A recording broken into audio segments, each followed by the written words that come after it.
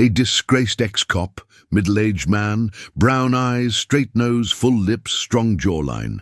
Short, wavy, dark brown hair, light stubble, finds an abandoned K9 unit. Large, muscular German shepherd, deep brown eyes, thick black and tan fur, erect. Ears, scar over his left flank, left to die in the streets. As he pieces together the dog's past, he discovers a web of corruption connecting a notorious biker gang to a man who controls the city's underground. Teaming up with an old friend, they set out to dismantle the operation from within. But the deeper they dig, the more dangerous the game becomes.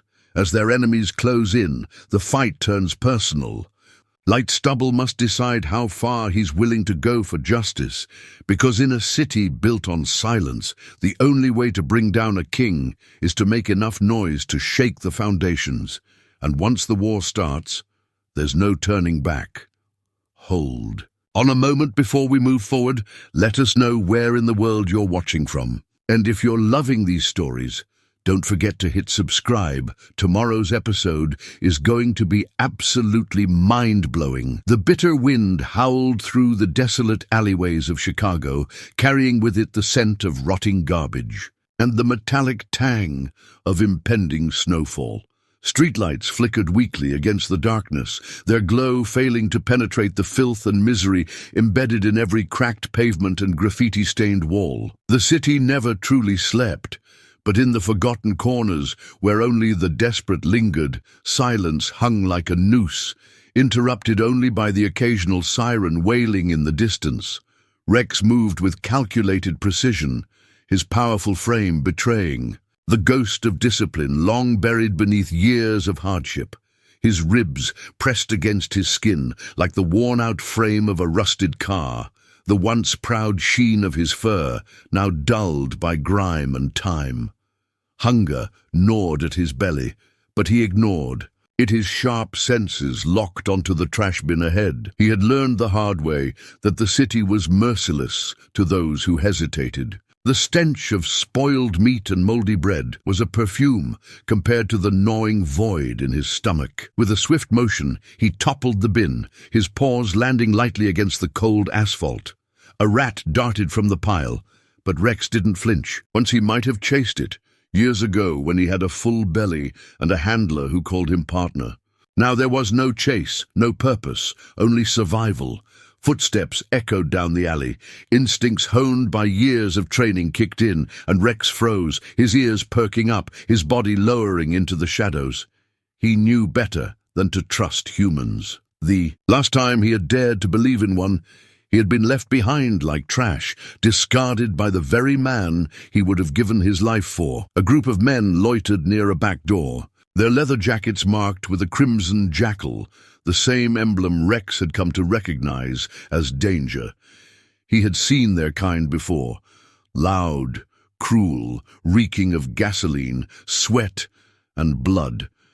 They laughed, their voices dripping with malice, their hands gesturing toward a stray dog that had wandered too close. The poor thing, a scrawny mutt with mismatched fur and a hesitant wag, stood frozen, its tail tucked between its legs. "Bet you $50 I can break its leg with one kick," one of them sneered, adjusting his stance as he prepared to lunge. Rex moved before he could think. His body propelled forward, a blur of muscle and instinct, and before the man's boot could make contact, Rex sank his teeth into his calf. A scream tore through the night, a grotesque mixture of shock and pain. The others cursed, moving toward him, but Rex released his grip and darted away before they could react. He didn't look back, didn't stop running until the alley had swallowed him whole. His breath came in short, labored bursts, the adrenaline pulsing through his veins. He had been reckless. He knew better than to get involved. The streets demanded detachment. Anything else led to suffering. But something about that moment, about that trembling dog, had triggered something long buried inside him, a memory of obedience, of service, of standing at the side of a man he had once trusted with everything. Rex shook the thought away and focused on the present. He needed to find shelter before the night swallowed him completely. Police cruiser rolled down the street, its headlights cutting through the darkness. Rex knew the sound of those engines, the pattern of their patrols. Once he had been part of that world.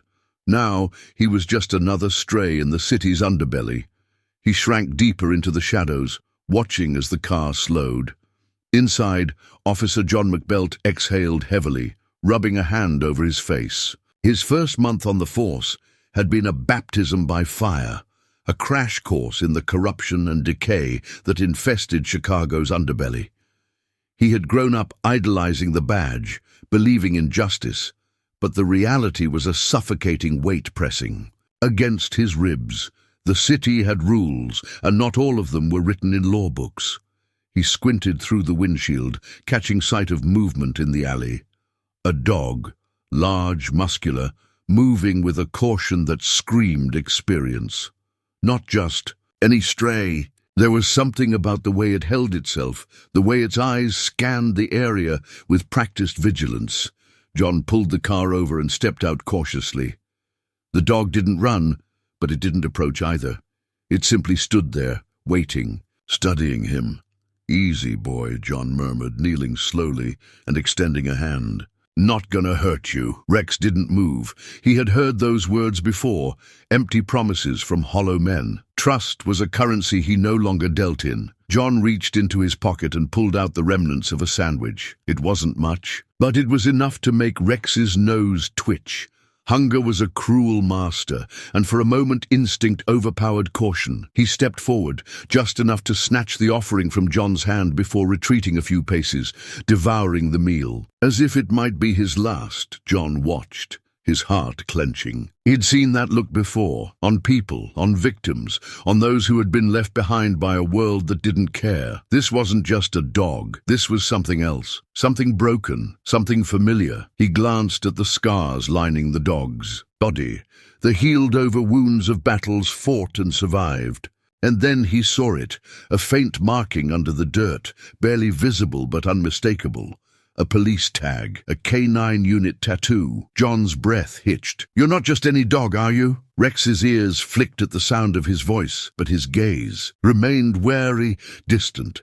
He had made the mistake of believing in loyalty before, and it had cost him everything. But John wasn't looking away. And for the first time in a long time, neither was Rex.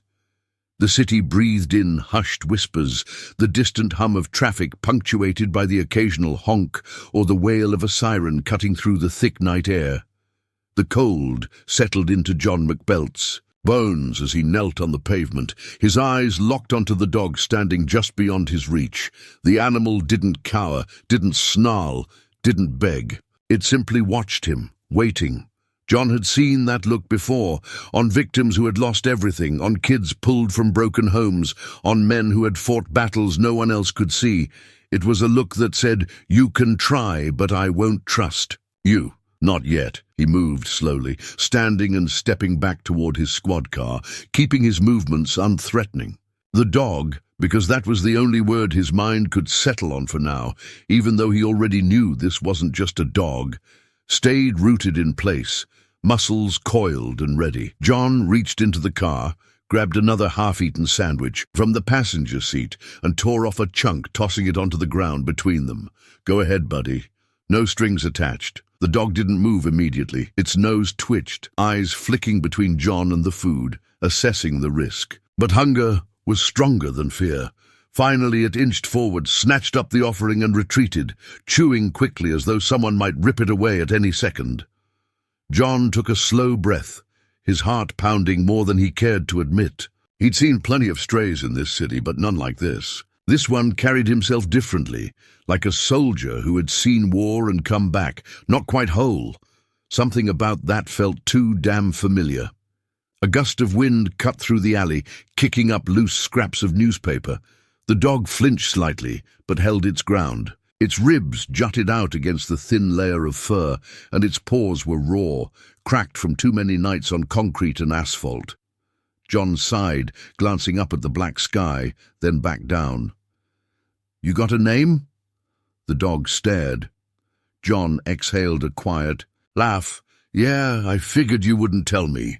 He crouched again, resting his forearms on his knees. "I'm McBelt, Chicago PD. Not exactly the best time to be a cop in this city, but I try not to be one of the bad ones. What about you?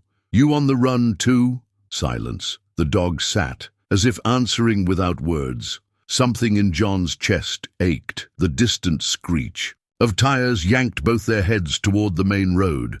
A pair of motorcycles roared past, their riders clad in leather vests marked with the emblem John had learned to recognize too well, the Crimson Jackals. His jaw tightened. They were getting bolder, slithering into parts of the city they hadn't touched before, creeping their poison into every neighborhood. He'd had run-ins with their type before, men who operated in the shadows, moving drugs and weapons while making sure the right pockets were lined to keep the heat off. They were untouchable in ways that made John sick. And yet, as he turned back toward the dog, something shifted in his gut. The animal had stiffened, ears pricked, body humming with tension. But it wasn't fear. It was something sharper, something trained.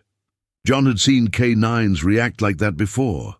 His gaze flickered to the faint markings beneath the grime on the dog's fur, the tattoo.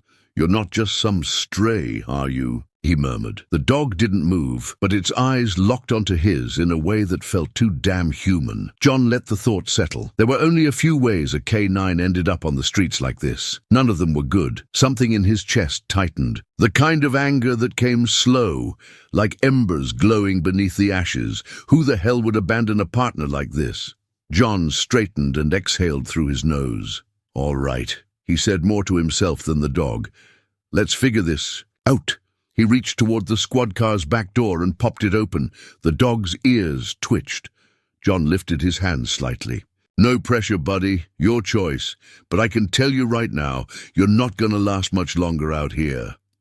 The dog didn't move. John waited. A full 30 seconds passed before the animal finally took a step forward. Then another. It didn't leap into the car, didn't wag its tail, didn't do anything that said trust. But it moved closer. That was enough. John stepped back, giving the dog room as it hesitated just beside the door. Then slowly, reluctantly, it climbed inside. John swallowed the lump in his throat. He shut the door. That was the moment everything changed. John drove in silence, keeping the radio off. He glanced at the rearview mirror every so often, watching. The dog, as it sat stiff in the back seat, ears flicking at the passing sounds of the city, it didn't relax, it didn't curl up. It just watched. John drummed his fingers against the steering wheel. "I should take you to a shelter," he muttered. The dog's ears twitched, as if it understood. John exhaled a quiet chuckle. "Yeah, I don't think you'd like that." He turned onto a quieter street, the flashing neon lights giving way to dim apartment windows. He had no real plan. Hell, he hadn't thought past the moment the dog climbed into his car, but there was something in the back of his mind. A whisper he couldn't shake, a K9 unit abandoned, a gang moving deeper into the city. Something didn't sit right. The tattoo on the dog's skin nagged at him. John made a decision. He pulled into a small parking lot outside an old veterinarian's office. He knew the guy who ran it, Dr. Evans, an ex-military medic who still believed in saving things that the rest of the world gave up on. John turned off the engine and looked back. "Let's get you checked out." The dog didn't move. John sighed and stepped out, opening the back door. The dog hesitated for a long moment.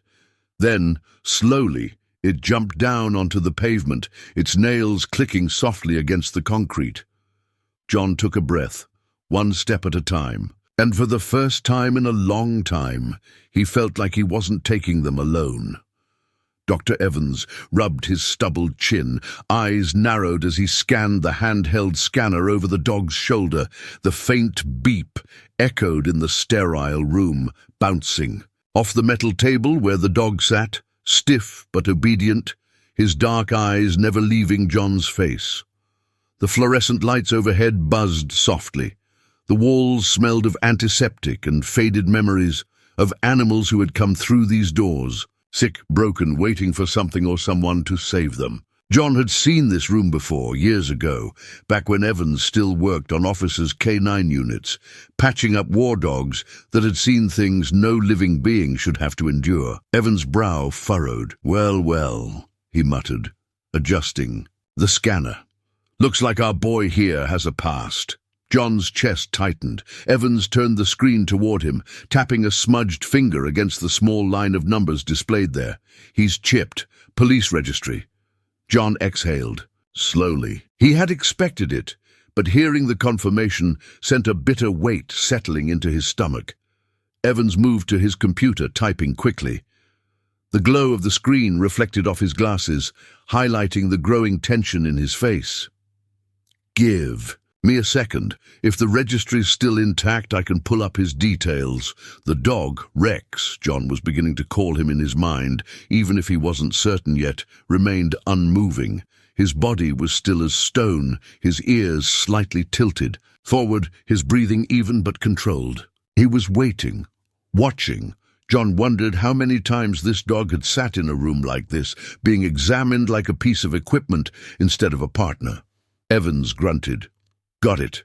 John moved closer. On the screen, a record appeared. Name, Rex, K9. Unit, Chicago PD assigned. Handler, Officer Martin Grayson. Status, decommissioned. John's stomach twisted. The name hit him like a fist to the gut. Martin Grayson. The last time he had heard that name, it had been spat through gritted teeth, whispered in the back rooms of the precinct like something foul that no one wanted to acknowledge. Corrupt. A disgrace to the force. A man who had been quietly dismissed before his crimes could drag others down with him. A man who had once worn the badge John now carried. Evans clicked on the status field. More information loaded. K9 Rex decommissioned following handler dismissal. Removed from service. Status unknown. John felt his pulse in his throat. They just let him go. Evans sat back, arms crossed. "Looks that way." His voice was tight, like he was holding back the same frustration John felt rising. Probably didn't even go through the proper process. A dog like this doesn't just disappear from records unless someone wants it to. John turned toward Rex, who remained impassive, but something about the way his ears flicked told him the dog knew, maybe not the details, but he understood the weight in the room. Grayson had abandoned him. John inhaled deeply, steadying himself. "Can you access anything on Grayson? Last known address, connections?" Evans hesitated. "John, just look." The older man sighed, but his fingers moved over the keys, tapping in Grayson's name. The screen flickered as records populated. Last, a known residence. An old apartment complex on the south side of the city. No employment listed. No legal records after his dismissal, but the name wasn't forgotten. Evans muttered a curse. "That bastard's been busy." John followed his gaze. On the screen, multiple reports flagged Grayson's name in connection with suspected gang activity. And not just any gang, the Crimson Jackals. John's hands clenched at his sides. The same gang that had been creeping further into the city. The same gang whose members he had seen tormenting a stray dog just hours ago. The same gang Rex had attacked without hesitation. John swallowed hard, pieces falling into place too quickly. Too violently. Grayson hadn't just abandoned his K9 partner. He had thrown him away like garbage after turning his loyalty elsewhere. Evans shook his head. "You know what this means, don't you?" John knew. It meant Grayson was still out there, walking free, using the knowledge he once had as a cop to work for the same criminals John had sworn to fight. And Rex, loyal, trained, forged in duty, had been discarded because he didn't fit into the corruption. John let out a slow breath, steadying the anger that burned beneath his skin. "I need to find him," Evans sighed. "That's a dangerous road, John." "I don't care." Evans studied him for a long moment, then looked at Rex, who had barely moved, but was listening to every word. Finally, he nodded. "Then you'd better start by keeping this one close." He reached into a drawer, pulling out a roll of gauze and disinfectant. He's in decent shape, all things considered, but those paws need tending. He's been running on concrete too damn long. John watched as Evans moved with careful hands, cleaning the raw pads on Rex's paws. The dog barely reacted, accepting the treatment with silent tolerance. When Evans finished, he stood back and dusted off his hands. "So, what's the plan?" John exhaled, his fingers brushing over Rex's fur. The dog didn't flinch, didn't lean in, but didn't pull away. Either it wasn't trust, not yet. But it was something. "I bring him home," John said. Evans arched an eyebrow. "You sure about that? He's not just some house pet? That dog's got history?" John's gaze didn't waver. "So do I." Evans smirked. "Fair enough." John reached into his wallet, pulling out a few bills, but Evans waved a hand. "Don't insult me, just take care of him." John nodded, then turned to Rex. "Come on, buddy." The dog hesitated only briefly before hopping off the table. John opened the door, and for the first time since finding him in the alley, Rex didn't pause. He walked beside John as they stepped into the cold night, their footsteps echoing against the pavement. The city loomed ahead, vast and indifferent, but John felt something shift inside him. He had come to Chicago looking for purpose, looking for something that still made sense in a world where the lines of justice had blurred. And now beside him walked a shadow from another life, one that had been thrown away. Just like so many others this city had chosen to forget. John wasn't sure what he was stepping into, but as Rex kept pace beside him, something told him this was only the beginning. John pulled into his apartment's small parking lot, the engine humming low as he killed the ignition. The neighborhood wasn't the worst Chicago had to offer, but it wasn't the kind of place where people left their doors unlocked either. The security light above his unit flickered weakly, barely pushing back the night. Rex sat in the passenger seat, rigid eyes scanning every movement outside. His ears flicked with each distant sound, a car door slamming, the scuff of shoes on pavement, a muffled argument behind a closed window. He was assessing everything, cataloguing potential threats. John unbuckled his seatbelt, watching him. "You always this paranoid, or is that just a habit from your last gig?" Rex didn't react. John sighed and stepped out, opening the passenger door. "Come on, let's get inside before someone decides to ask questions." Rex hesitated, staring at him for a long moment, before finally hopping down onto the cracked pavement. He followed John up the stairs, his steps light despite the exhaustion in his body. His gait was smooth, controlled, but John had seen the subtle stiffness in his muscles when he moved. Too many nights on the street, too many fights for food, shelter, survival. John unlocked his door and pushed it open, stepping aside to give Rex space. He had no idea what to expect. The dog had spent who knew how long fending for himself. Would he even want to come inside? For a second, Rex just stood there. His nose twitched as he took in the scent of the place. Faint traces of coffee, leather, old wood, and the lingering smell of gun oil. He didn't cross the threshold immediately. John waited. Rex finally took one step forward, then another. His paws barely made a sound as he entered, moving cautiously, scanning the space the way a soldier would check a room before moving in. John shut the door behind them and tossed his keys onto the kitchen counter. He flicked on a lamp, the soft yellow light cutting through the dimness. "Welcome home," he muttered.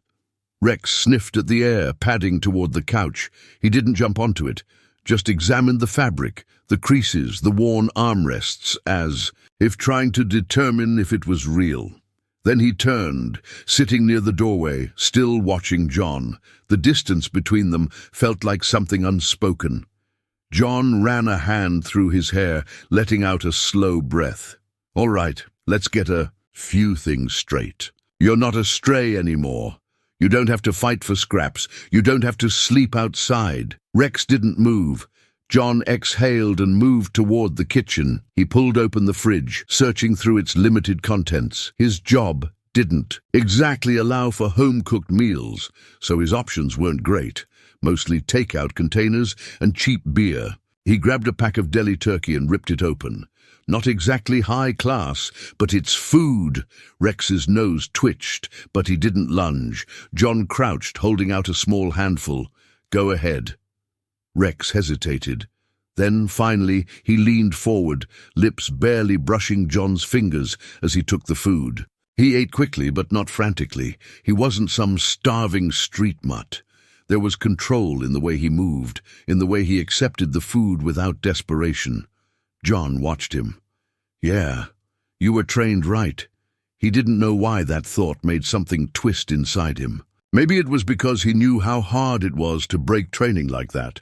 Maybe it was because Rex had clearly been let down by someone who should have stood by him. Maybe it was because John knew what that felt like. He stood, tossing the empty plastic into the trash. "We'll get you something better tomorrow. I don't know what the hell you're supposed to eat, but I doubt processed turkey, is it?" Rex licked his lips once, then sat back down, watching. John sat on the couch, rubbing his hands over his face. The weight of the day was finally sinking in. He had gone from a routine patrol to uncovering a story that was already too big to ignore. Grayson, the Crimson Jackals, a discarded K9 that had survived the streets when he never should have had to. John leaned back, exhaling slowly. "So what now, huh?" Rex just blinked at him. John chuckled, shaking his head. "Yeah, that makes two of us." The room fell quiet, the distant hum of the city filtering through the thin walls. Outside, sirens wailed somewhere in the distance. Inside, the silence was heavier. After a long moment, Rex moved. He didn't climb onto the couch, didn't try to get close, but he curled up near the door, his body positioned toward it, muscles tense even as exhaustion pulled at him. John frowned. Even in sleep, Rex was keeping watch. John didn't know if that meant Rex still believed in his purpose, or if it meant he didn't trust anyone else to do it. Either way, John wasn't about to let that be the only thing the dog had left. He closed his eyes, trying to ignore the storm of thoughts racing through his head. Tomorrow, he'd start digging deeper. He'd find out what really happened to Grayson, to Rex, to whatever had been buried under police records and gang politics. But for now, he let himself rest. And for the first time in a long time, he wasn't the only one in the room keeping his guard up. The morning came too fast. John woke to the scent of old coffee and the distant sound of traffic. The faintest hint of dawn crept through the curtains, casting muted light against the walls. Rex was already awake. John blinked, sitting up. The dog was exactly where he had been last night, still positioned near the door, ears flicking toward every small sound outside. He looked like he hadn't moved at all. John rubbed the back of his neck. "You sleep at all?" Rex flicked his ears, but he didn't respond. John sighed and got to his feet, stretching out stiff muscles. He padded into the kitchen, grabbing the cold pot of coffee and pouring himself a mug. It was bitter as hell, but it did the job. Rex finally stood, stretching out long limbs before moving toward him. His movements were slow, but not weak. He was recovering, getting his strength back. John watched him. "All right, first order of business, food. Second, we need to figure out what the hell Grayson's been up to." Rex just sat down, waiting. John grabbed his keys, shrugging on his jacket. "Let's go." He didn't know what he was getting into, but as Rex followed him out the door, something in John's gut told him this wasn't just about finding answers anymore. It was about justice. For both of them, the cold morning air bit at John's skin as he and Rex stepped out of the apartment building. The city was already alive, engines roaring, impatient horns blaring, the weight of Chicago's indifference pressing against the sidewalk cracks. He pulled his jacket tighter around him, glancing down at the dog trotting beside him. Rex moved like a shadow, silent, fluid. His eyes scanning every angle of the street.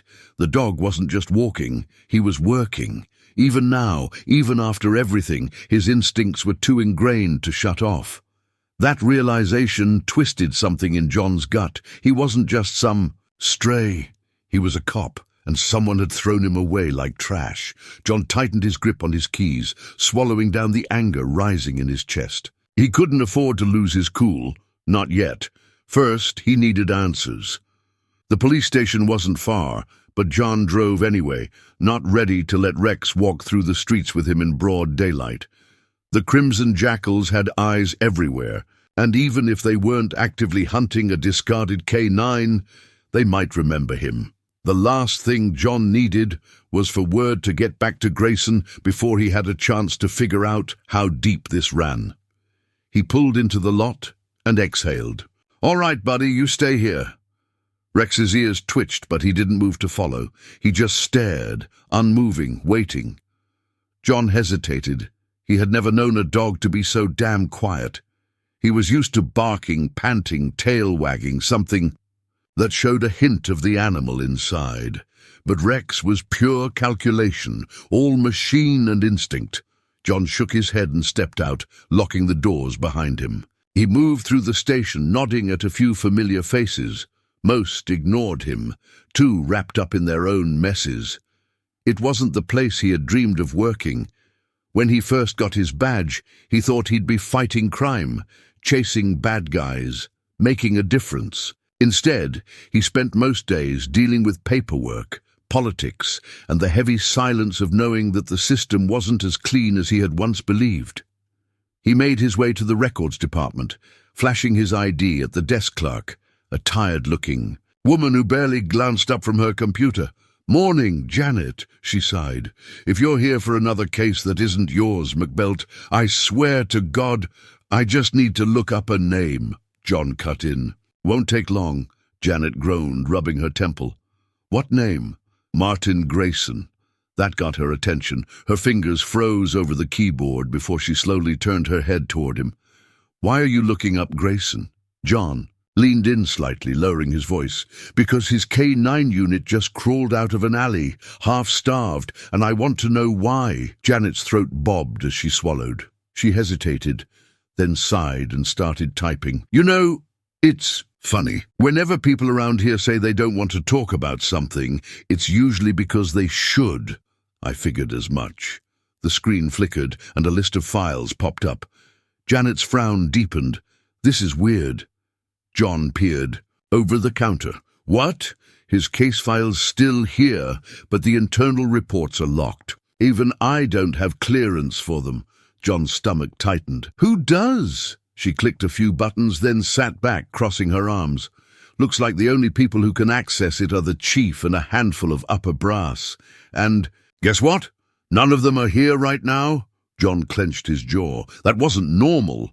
When an officer was dismissed, their files weren't locked away like national secrets. Someone had gone out of their way to make sure no one could dig too deep into Grayson's past. "Can you at least tell me where he was last assigned?" Janet hesitated, then nodded. "Yeah.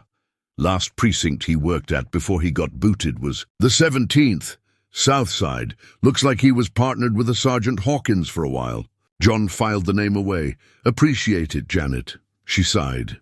Yeah, just don't get yourself killed." John didn't respond as he turned and walked out. By the time he reached the car, his pulse was pounding. He slid into the driver's seat, gripping the wheel for a moment before letting out a slow breath. Rex watched him from the passenger seat, his amber eyes unblinking. John glanced over. "I don't suppose you can tell me what happened, huh?" Rex blinked. John smirked. "Didn't think so." He started the engine and pulled out of the lot. The 17th precinct was a rougher place, the kind of building that looked tired, as if it had spent too many years absorbing the weight of the city's crime. John walked in, immediately catching the scent of stale coffee and sweat. The energy here was different, harsher, more defensive. He spotted Sergeant Hawkins near the back, an older man with broad shoulders and a permanent scowl. John had met him once or twice, but they had never worked together. "Hawkins," John called, walking up. The sergeant barely looked up from his desk. "What do you want?" "Martin Grayson." That got a reaction. Hawkins stiffened slightly before forcing himself to relax. He leaned back in his chair, eyes scanning John, like he was weighing whether this conversation was worth the trouble. "Why are you asking about Grayson?" John met his gaze head-on. "Because I found his old K9, and I want to know why he was abandoned." Hawkins let out a slow breath, rubbing his face. He was silent for a long moment before shaking his head. "You don't want to go down this road, kid? I think I already have." Hawkins exhaled sharply. Grayson was a damn good cop. Smart, tough, but he got greedy, started working both sides. With the jackals, Hawkins' lips pressed into a thin line. "Yeah," John clenched his jaw. "So what happened?" "The department caught wind of something. No one could prove it, but the rumors were enough. They pushed him out before he could drag anyone else down." John frowned. "And Rex?" Hawkins sighed. "That's the thing. When Grayson got dismissed, his dog was supposed to go through proper retirement procedures, but something got messed up in the paperwork. One day he was there, the next he wasn't." John felt his fists clench. "No, not messed up. Grayson had gotten rid of Rex himself." Hawkins shook his head. "If Grayson's still out there, I guarantee you he's not living clean. But if you're smart, you'll let this go." John stood. "Yeah, I don't think I will." He turned and walked out, his mind racing. As he reached his car, Rex perked up, eyes expectant. John ran a hand over his face, exhaling. "All right, buddy," he muttered. "Looks like we're not done yet." And for the first time, Rex's tail gave the smallest, almost imperceptible wag. John didn't know what was coming next, but he knew one thing for sure. Grayson wasn't going to like it. John's grip on the wheel was tight as he navigated through Chicago's congested streets. His mind raced, trying to piece together the puzzle that was forming around Grayson, the crimson jackals, and the discarded K9 now sitting silently in his passenger seat. He had spent years trying to believe in the system, trying to convince himself that the badge meant something, that justice still had a place in this city. But every turn he took, every lead he followed, it all led to the same inevitable conclusion. The system was rotten, and Grayson? He wasn't just a symptom of the disease. He had learned how to profit from it. John pulled into his apartment complex, the headlights briefly illuminating the cracked pavement before he killed the engine. Rex remained still, his amber eyes scanning their surroundings before John even reached for the door handle. The dog's instincts were sharp, precise, still functioning as though he was on duty. Maybe, in his own way, he still was. John stepped out, and Rex followed suit. They made their way up the stairs, the old wood creaking under their combined weight. As John reached his door, something shifted in his gut. A feeling, distant, but undeniable. Something was wrong. He hesitated, glancing at Rex. The dog was already staring at the door, ears pricked, body low. His muscles were taut, coiled with anticipation. John swallowed, exhaling slowly. He reached for the handle but didn't turn it. Instead, he pressed his palm flat against the wood, feeling for any vibrations, any disturbances. Years on the force had taught him that instincts weren't just paranoia, they were warnings. Carefully, he slid his keys into the lock, twisting slowly. The door creaked open an inch. The apartment was dark, too dark. John knew exactly how he had left the place. The small lamp on the counter should have been on. The faint hum of the fridge should have filled the silence. But the air inside was wrong, stale, thick, humming with something unseen. He took a slow step inside. Rex moved with him, silent, alert, his body language screaming a readiness that made John's pulse quicken. His fingers hovered near his holster, but he didn't draw his weapon. Not yet. He had seen enough bad situations go worse because someone panicked too soon. The living room was untouched. The kitchen, the same. It wasn't until he turned toward the hallway leading to the bedroom that his blood ran cold. The door was open. He knew for a fact he had closed it before leaving. John stepped forward, every movement slow, deliberate. Rex stayed close, his breath steady, his eyes locked ahead. John flicked on the light, his stomach clenched. The room hadn't been trashed, nothing had been stolen. But on the bathroom mirror, scrawled in something dark, was a message. Walk away. The letters dripped, sluggish and uneven. Ink, paint, blood. John wasn't sure, but the meaning was clear. Someone had been inside, Someone had waited for him to find this.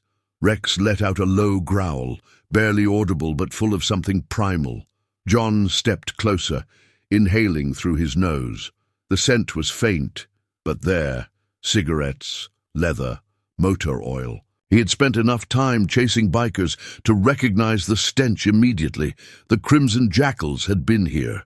John's jaw tightened. They weren't just watching, they were warning him. He turned, scanning the room again, looking for anything else. No signs of forced entry, no prints. Whoever had been here knew what they were doing. John took a step back, exhaling slowly. His pulse was steady, but the rage beneath it was building, growing into something deeper. He looked down at Rex. The dog was staring at the message, his body rigid, his breath controlled. John ran a hand over his face. He knew what this meant. They had given him a chance to back off, which meant they thought he might actually do it. That was their mistake. John turned, moving back toward the living room. His hands flexed at his sides, his mind already working through the next step. The Jackals wanted him to walk away. Fine. But first, he was going to make sure they had nowhere left to run. He grabbed his phone, scrolling through his contacts until he found the name he needed. It wasn't someone he had ever thought he would reach out to, but circumstances had changed. The call rang twice before a voice answered, rough and tired. "Didn't expect to hear from you, McBelt." John didn't bother with pleasantries. "I need information about the Jackals." A pause, then a quiet chuckle. "You got a death wish?" John's grip on the phone tightened. His eyes flicked toward Rex, who still hadn't moved from his spot. "No," John said, his voice firm, "but I'm about to give them one." The line went silent, then a sigh. "All right, meet me in an hour." The call ended. John slid the phone into his pocket and grabbed his jacket. Rex finally moved, stepping closer, watching him carefully. John knelt, resting a hand on the dog's back. The fur was rough, uneven, still marked by old scars. "You still up for this?" Rex didn't flinch, didn't hesitate. John exhaled through his nose, nodding once. Good. Because after tonight, there was no turning back. The diner was quiet, the kind of place where the hum of a flickering neon sign was the only background noise between conversations. John sat at the back booth, his fingers drumming against the Formica tabletop, his gaze fixed on the entrance. He hadn't touched his coffee. He wasn't here for the coffee. Rex sat beneath the table, his body curled tight, but his head stayed upright, alert.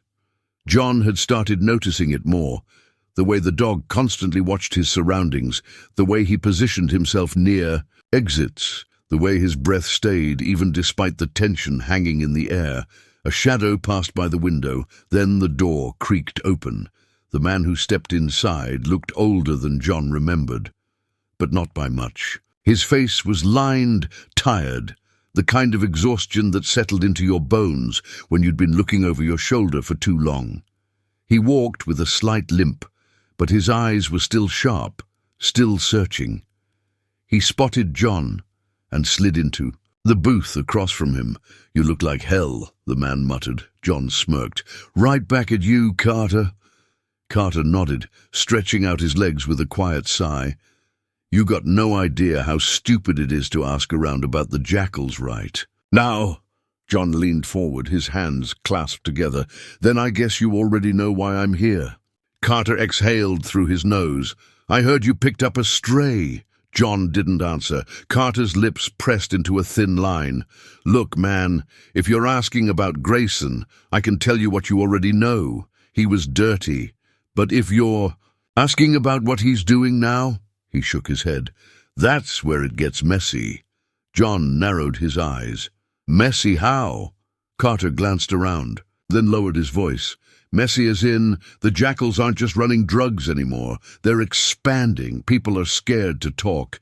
And Grayson, he's not just working for them. He's part of their damn backbone now. He's the reason. They're able to move product through the city without getting touched." John clenched his jaw. Carter sighed.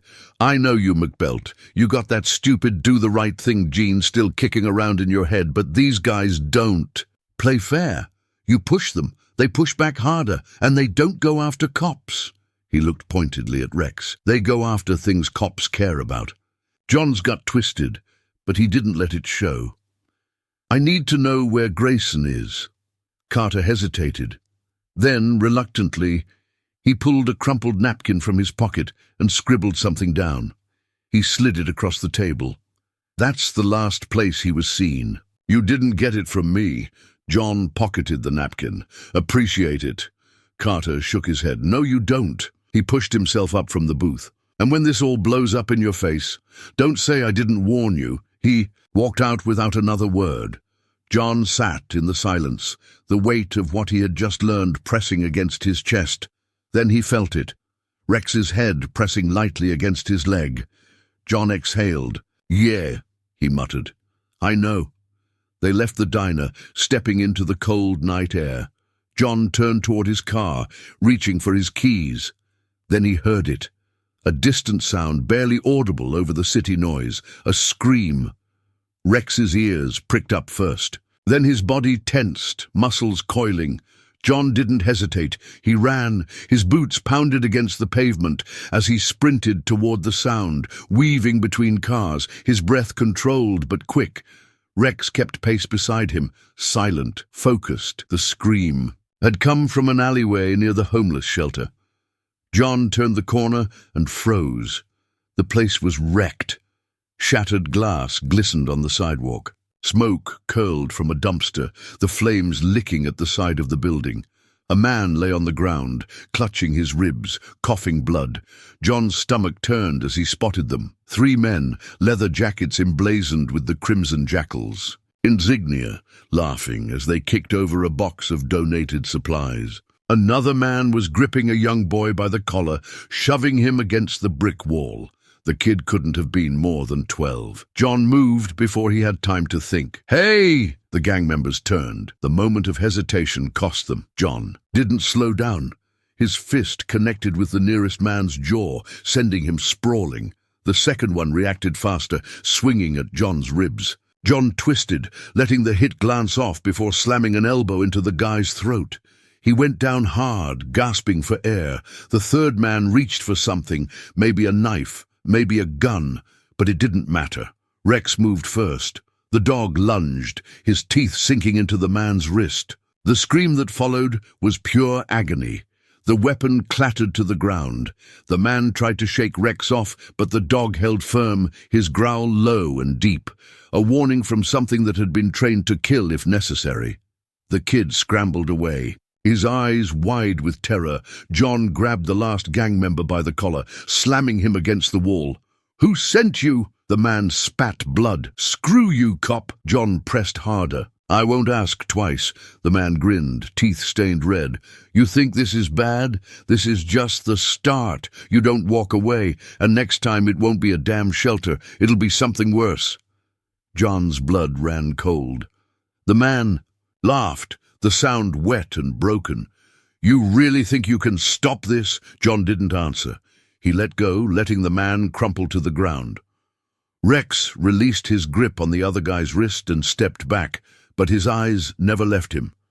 Sirens wailed in the distance. Someone had called it in. John looked at the wreckage around him, at the broken people, the fire, the chaos. The crimson jackals had sent a message. John clenched his fists. They wanted him to know that no one was safe, but they had made a mistake. Because now John wasn't just looking for justice. Now it was personal. The shelter still smelled like smoke. Even though the fire had been put out, the damage was done. The windows were shattered, the supplies scattered, and the people who had called this place a temporary home were left standing in the cold, fear etched into their faces. John stood near the curb, watching as the paramedics checked over the injured. The kid, still shaking, was wrapped in a thermal blanket, his eyes distant. The older man who had been beaten lay on a stretcher, his fingers stained red from the blood on his ribs. The cops who had arrived were doing what cops always did in a city like this, writing reports, making empty promises, pretending this would all be fixed with a few arrests. But John knew better. The jackals wouldn't stop. This wasn't a warning. This was their way of showing that they could do whatever they wanted, whenever they wanted, and that wasn't something John could let stand. He felt Rex at his side, the dog still on high alert, his body tense, his head snapping toward every sudden movement. He had felt it too, the shift in the air, the weight of something bigger coming. John pulled out his phone and scrolled through his contacts. He found the name he was looking for and hit call. The line rang once, twice, before a deep voice answered. "McBelt," John exhaled.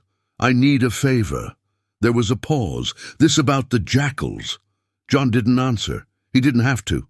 The voice on the other end sighed. "Where are you?" John looked at the ruined shelter. "South side, near Ashland. Meet me in an hour and bring the dog." The call ended. John pocketed his phone and turned to Rex. "Looks like we're making new friends." Rex didn't react, but his ears flicked slightly. John had a feeling the dog understood more than he let on. They left the shelter behind and drove in silence. The streets felt heavier now, the weight of the city pressing against the windshield. The jackals had sent a message, and John was about to send one back. He pulled into a small lot behind an abandoned warehouse, the kind of place that looked like it had been forgotten by time. But it wasn't abandoned. John stepped out, Rex following, close behind, and walked toward the entrance. The door was unmarked, but he knew he was in the right place when it cracked open slightly, just enough for a pair of eyes to look him over. Then the door swung open. The man waiting inside was built like a tank, his arms thick with muscle, his face lined with scars. He wasn't a cop. Not anymore, but once, a long time ago, he had been one of the good ones. "McBelt," the man said, crossing his arms. "Didn't think I'd be seeing you." John shrugged. "I didn't think I'd need to call." The man glanced at Rex, his brows raising slightly. "That him?"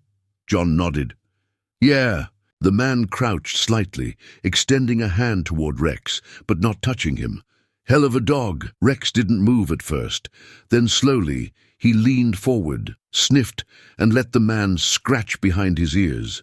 John crossed his arms. "You still keeping an eye on things?" The man stood. "I don't wear the badge anymore, but I know what happens in my city." He studied John for a long moment. "You really want to go after them?" They went after a homeless shelter. The man exhaled. "Yeah, I heard." John stepped closer. "I need names. I need places. I need to know who's running things now." The man hesitated. Then he gestured for John to follow. They walked deeper into the warehouse, where old desks were covered in maps, documents, and photos.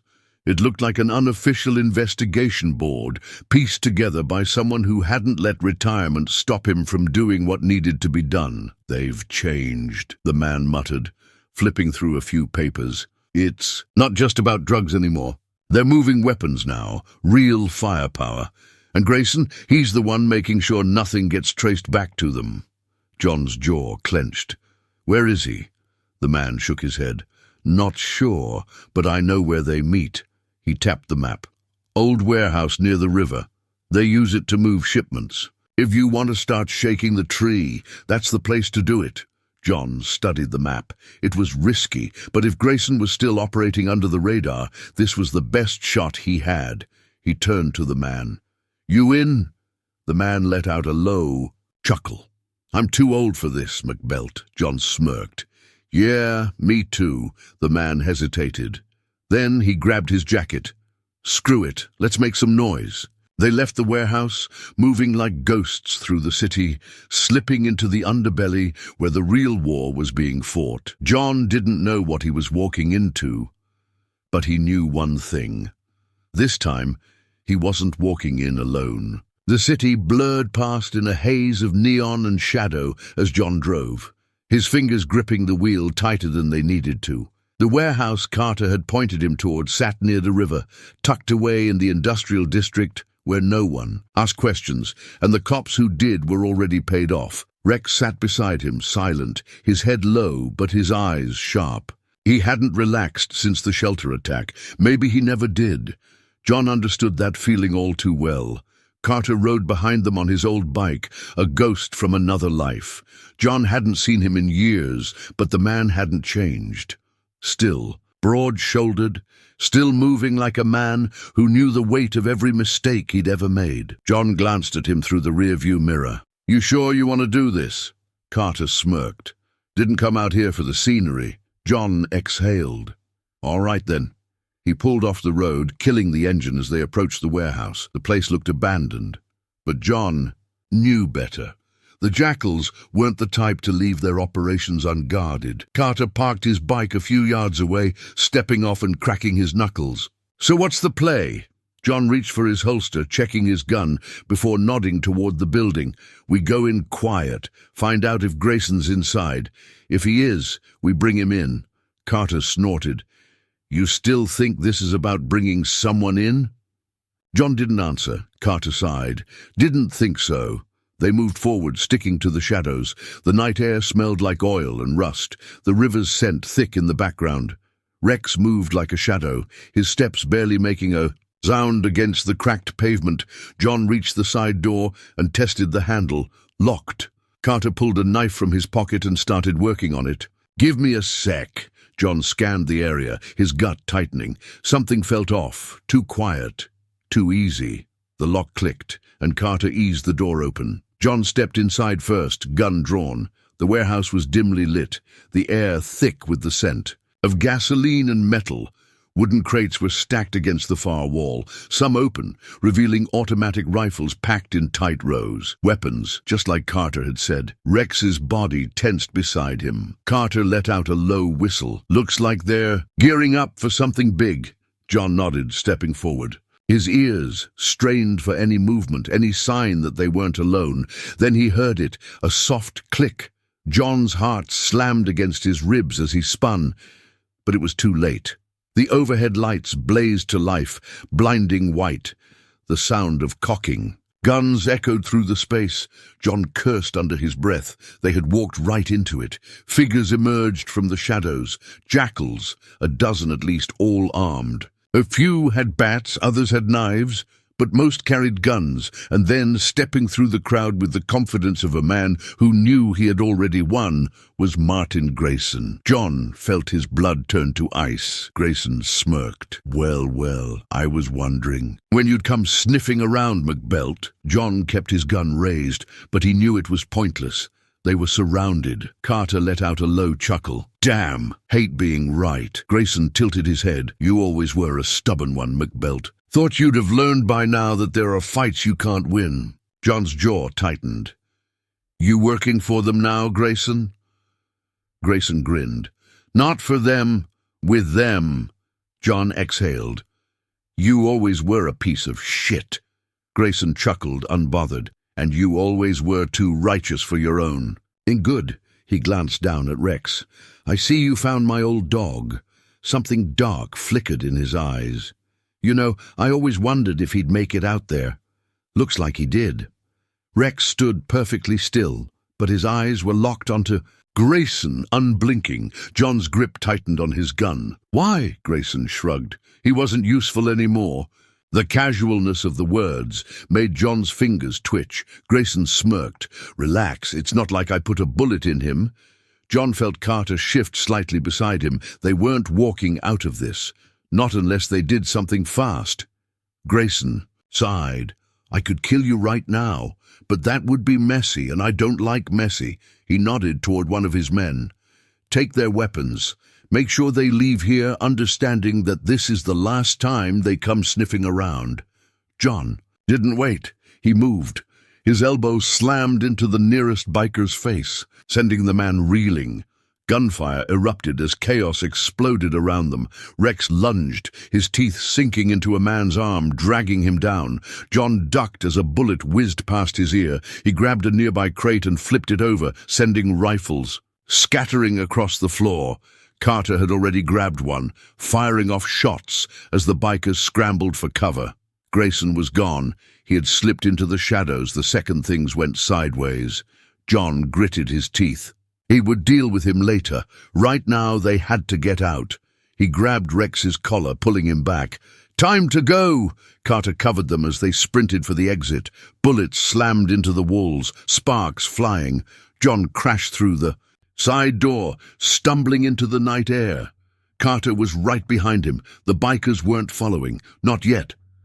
But John knew this wasn't over. They had just declared war. He turned to Carter. "You good?" Carter wiped blood from his lip. "Define good," John exhaled, running a hand through his hair. Rex stood beside him, breathing heavy but unhurt. John looked down at him. "You all right?" Rex stared back. John swore he saw something in those eyes, something sharp, something determined. John turned back to Carter. "We need to move, now." Carter nodded. "Yeah, and you need to understand something, McBelt." John raised a brow. Carter wiped more blood from his face and sighed. "They aren't just going to let this go." John glanced back at the warehouse, at the gang regrouping inside. "I know," he muttered, and for the first time in a long time, he was ready for it. John drove fast, weaving through the empty streets, his grip tight on the wheel. The warehouse had been a trap. They had walked straight into it, and if not for the chaos that erupted in the moment, they would be dead or worse. Just another couple of names in a missing persons report that would never be investigated. Carter sat beside him, a cut on his lip drying. His knuckles raw from the fight. He was breathing heavy, like a man who had just gotten a taste of death and wasn't quite sure how to process it. Rex lay in the back seat, his chest rising and falling in controlled breaths, his body tense, ears flicking with every shift in the road. He hadn't let his guard down once. John glanced at Carter. "You still think I should have walked away?" Carter let out a bitter chuckle. "Wouldn't matter. They were always going to come for you." John tightened his grip. "Then we hit. Back first." Carter turned his head, studying him. "You really think this is just about Grayson?" John didn't answer, because deep down, he knew it wasn't. This wasn't just about a crooked ex-cop who had sold his soul to a gang. This was bigger, something darker. The weapons, the growing network, the way the jackals were expanding beyond drugs and into something more dangerous. And somehow, Rex was at the center of it. John pulled into a small lot near an abandoned gas station, cutting the engine. It wasn't safe to go home, not yet. They needed a plan. He turned in his seat, looking at Carter. "You said they've changed, that they're bigger now. What the hell are they into?" Carter exhaled, rubbing his hands over his face. "You're not gonna like it." John leaned forward. "Try me." Carter hesitated, then shook his head. "It's not just weapons. They're moving bodies too." John's stomach turned. "Human trafficking?" Carter nodded grimly. "Kids, runaways, women who thought they were getting a second chance." He exhaled sharply. "And the worst part, they don't just sell. Some don't even make it to the buyers." John felt his pulse hammer against his skull. "What the hell does that mean?" Carter looked away, jaw tight. "It means there's a goddamn pit somewhere, a place where people get sent when they're no longer useful, and no one comes back from it." John felt a cold wave settle over him. His eyes drifted to Rex, lying in the back seat, silent, waiting, and suddenly it all made sense. Rex had been abandoned. No records, no official decommissioning. Grayson had gotten rid of him, not because he was useless, but because he had seen something. John swallowed hard. "Where?" Carter hesitated. "I don't know, but I know someone who might." John was already starting the car. "Then let's go." Carter didn't argue. They drove through the city, the streetlights flashing past like ghosts. John didn't know where this was going to end. But he knew one thing for sure. If the jackals had built a place where people disappeared, he was going to burn it to the ground. They arrived at a rundown auto shop on the outskirts of town, a place where even the streetlights refused to shine. Carter led the way, knocking twice on the dented metal door before stepping back. The door cracked open, and a pair of wary eyes peered out. Then, with a heavy sigh, the door swung inward, revealing a man in grease-stained coveralls, his face lined with exhaustion. What the hell are you doing here, Carter? Carter glanced at John. We need information. The man scoffed. You always need something. John stepped forward. The jackals, the pit, where is it? The man stiffened. His eyes flicked to Rex, then back to John. I don't know what you're talking about. John clenched his jaw. You do. The man hesitated, his fingers twitching. Even if I did, talking about it is a death sentence. Carter sighed. You know what's worse. Living with it. The man swallowed hard. Then finally he spoke. Old slaughterhouse, he muttered. Outside the city. That's where they take the ones who don't make it to the buyers. John's stomach twisted. And the ones that do? The man exhaled, shakily. They don't last long. Silence filled the room, heavy and suffocating. John nodded once.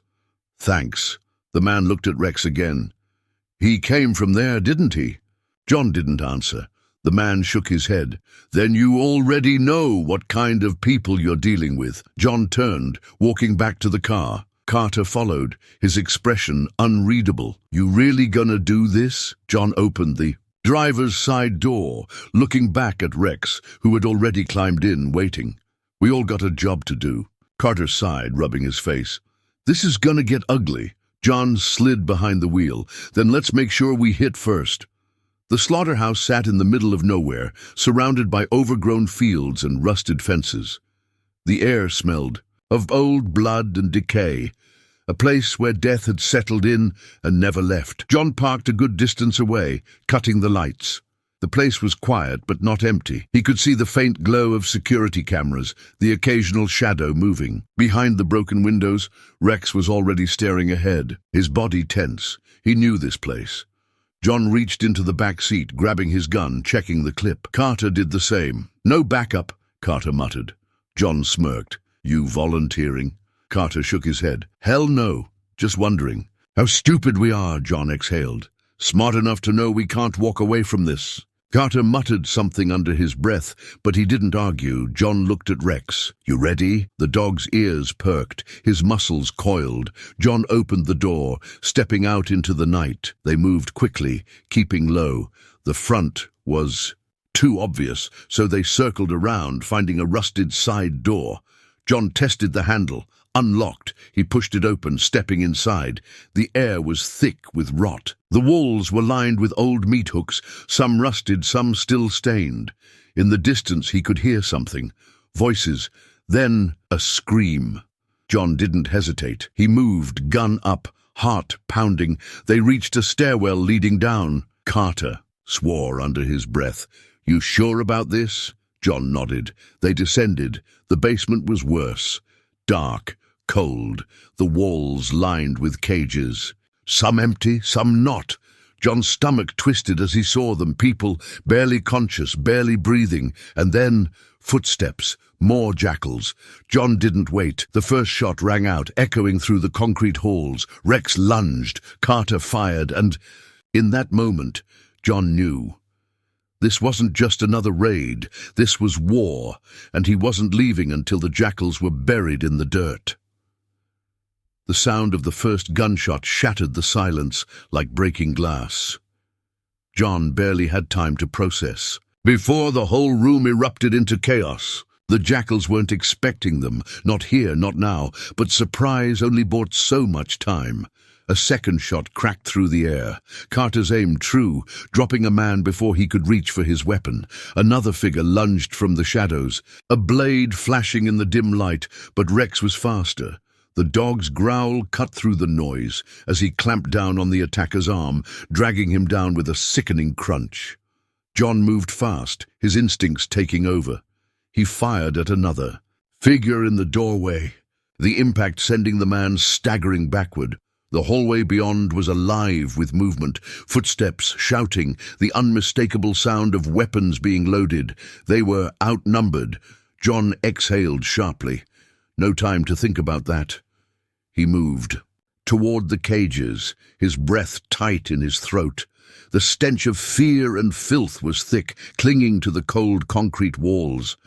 Some of the people inside were barely moving, their faces hollowed out by exhaustion and hopelessness. Others flinched at every noise, their eyes darting wildly between John and the bodies on the floor. "We're getting you out of here," John called, his voice firm, steady. He reached for the nearest cage, testing the lock. Heavy steel. No time to pick it. He pulled back and fired. The lock shattered, the door creaking open. A woman inside hesitated before stumbling forward, her hands shaking. John caught her before she fell. "You're all right," he told her. "You're all right." Carter was already moving, unlocking. Another cage. "We need to move, McBelt. They'll regroup fast," John nodded. He turned to Rex, who stood over the downed attacker, blood staining his muzzle. The dog didn't look away from the hallway, his ears twitching at the approaching footsteps. More jackals. John clenched his jaw. "Carter, get them out! Now!" Carter swore under his breath but nodded, guiding the freed captives toward the stairs. "What about you?" John's grip on his gun tightened. "I'm ending this." Carter didn't argue. He knew better. Try not to die. Then he was gone, disappearing up the stairs with the others. John turned back toward the hallway. Just as the first jackal appeared, Grayson, the ex-cop, stood at the far end of the corridor, his gun drawn, a smirk tugging at his lips. "Well, shit," Grayson drawled, his voice thick with amusement. "Didn't think you had it in you, McBelt." John didn't lower his gun. "You're done, Grayson." Grayson chuckled, shaking his head. "You're a real piece of work, you know that? Always so damn righteous, like you're any different from the rest of us." John took a step forward. "I don't sell people." Grayson's smirk faltered just slightly. Then with a slow shrug, he lifted his gun. "Guess we're doing this the hard way." John didn't wait. He fired first. Grayson dove aside, the bullet slamming into the concrete wall behind him. The hallway exploded into movement as more jackals poured in from the side doors, their guns flashing in the dim light. John ducked, rolling, behind an overturned crate. Bullets ripped through the air, sending shards of debris flying. Rex moved like a ghost, dodging between cover, his body low to the ground, waiting for the right moment to strike. John reloaded, breathing hard. He could hear Grayson laughing from the shadows. "You know, I should have put a bullet in that dog when I had the chance." John's vision blurred with rage. Rex's growl rumbled low in his throat. Grayson stepped into view again, his gun raised. "Last chance, McBelt. Walk away. No one will blame you." John exhaled, steadying his aim. "Yeah?" Then he fired. The bullet grazed Grayson's shoulder, spinning him sideways. He let out a sharp curse, clutching at the wound. John moved. He tackled Grayson before the man could recover, slamming him against the wall. The gun fell from his grip, skidding across the floor. Grayson snarled, swinging a punch. John blocked it, driving his knee into the man's ribs. Grayson staggered, but he didn't fall. He grinned, blood staining his teeth. "That all you got?" John didn't answer. He just hit him again. This time, Grayson went down. John stood over him, breathing hard. His knuckles ached, his heartbeat pounding in his ears. Grayson groaned, rolling onto his back. His hand twitched toward his ankle, reaching for a knife. But before he could grab it, Rex lunged. The dog's teeth sank into Grayson's arm, pinning him to the ground. Grayson let out a ragged scream. John stepped forward, pressing his boot against Grayson's chest. "You're done," he said, his voice low, final. Grayson spat blood. "You think this ends with me?" John met his gaze, unflinching. "Yeah." Then he swung. The punch landed hard, knocking Grayson out cold. John exhaled, stepping back. His entire body felt like it was running on fumes, his limbs heavy with exhaustion.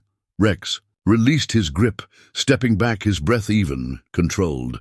John knelt beside Grayson, patting him down. He found a burner phone in the man's pocket. He flipped it open. Recent messages, calls, names, a full network. John's stomach tightened. This wasn't just a gang. This was an operation. He turned to Rex. The dog sat quietly, waiting, as if he already knew what John was thinking. "This isn't over," John muttered. Rex didn't move, because he knew. Neither of them were walking away from this fight. Not until it was finished. John shoved Grayson's unconscious body against the nearest wall, securing his wrists with the plastic zip ties he had pulled from his back pocket. The ex-cop was bleeding from his nose, his head lolling slightly to the side as his chest rose and fell in shallow breaths. He'd live, but he wasn't walking away from this. Rex sat at John's side, his breathing steady, his amber eyes locked onto Grayson's face, as if waiting for him to make a wrong move. Blood still stained the fur around his muzzle, a stark reminder of just how close Grayson had come to dying tonight. John wiped the sweat from his forehead, taking a moment to let the adrenaline settle. The gunfight had torn through the slaughterhouse, bodies lying sprawled across the concrete floor, blood pooling into old drainage grates. Carter had gotten the hostages out, but the jackals had sent a message loud and clear. This wasn't just a street gang anymore. This was something bigger. John pulled out the burner phone he had lifted off Grayson, flipping through the messages. Names, drop locations, financial records that ran deeper than he had expected.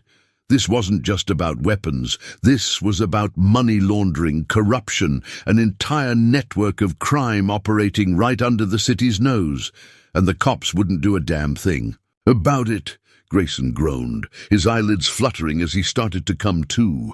John crouched in front of him, gripping his chin, forcing him to look up. "Welcome back," John muttered.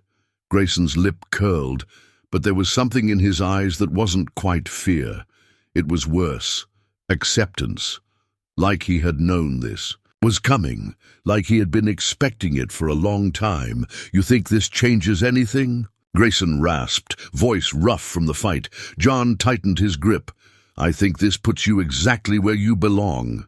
Grayson chuckled, coughing on his own blood. "And where's that? Prison?" He shook his head, smirking through the pain. "You think that place scares me?"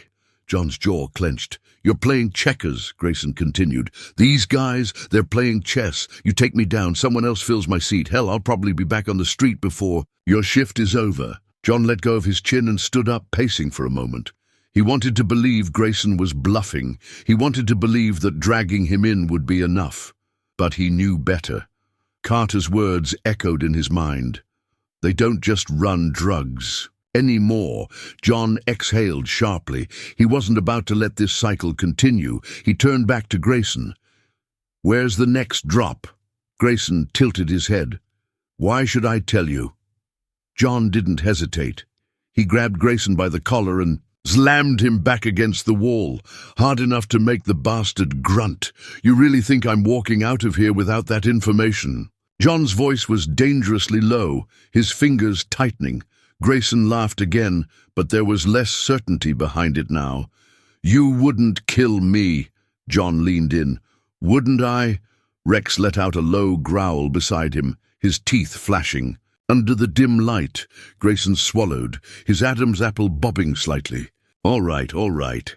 His smirk faded, replaced with something closer to exhaustion. "Warehouse, docks, 2 nights from now, big shipment." John didn't let go immediately, waiting, watching his eyes. He was telling the truth. He released, him stepping back. Grayson slumped, flexing his tied wrists. "You got what you wanted, now what?" John considered his options. He could call it in, drop Grayson off at the precinct and let internal affairs sort through the mess. But then what? He'd be processed, sure, but if the jackals had their hooks deep enough, he'd be back on the street within weeks, if not days. No, that wasn't good enough. John grabbed his phone and dialed a number he hadn't used in years.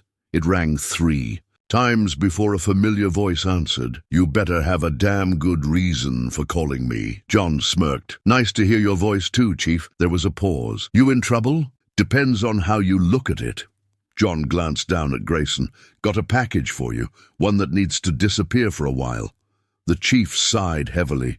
"McBelt, I can't just—" "I'm not asking for favors," John cut in. "I'm asking for time. You want to get these bastards. You need to keep him off the board until we make our move." Silence. Then finally, "Where are you?" John gave him the address. "You owe me for this," the chief muttered before hanging up. John pocketed the phone and turned back to Grayson. "Guess you're going for a little trip." Grayson scoffed. "You think one cop can stop all of this?" John tilted his head. Who said I was alone? Carter pulled up a minute later in an old sedan, its headlights flickering slightly. He stepped out, glancing at the scene. This him? John nodded. Carter whistled. Damn. Thought he'd put up more of a fight. He did. Carter opened the back door. All right, let's get this over with. John hauled Grayson to his feet and shoved him toward the car. The ex-cop didn't fight it. Maybe he knew there was no point.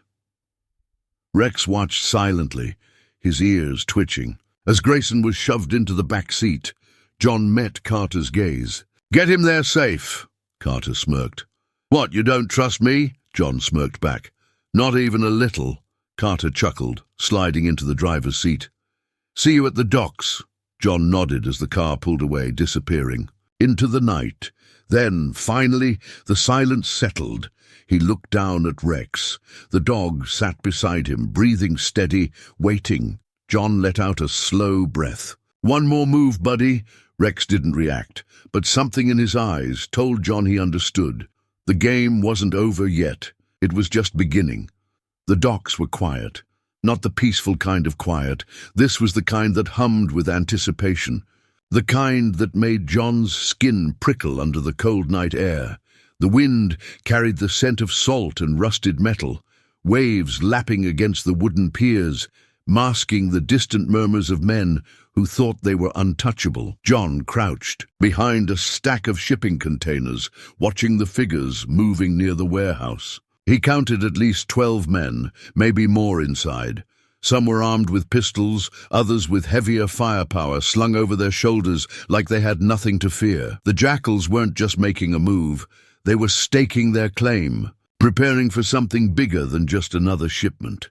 Rex was tense beside him, low to the ground, his breath slow and steady. The dog was watching them the same way John was, calculating, waiting for the moment to strike.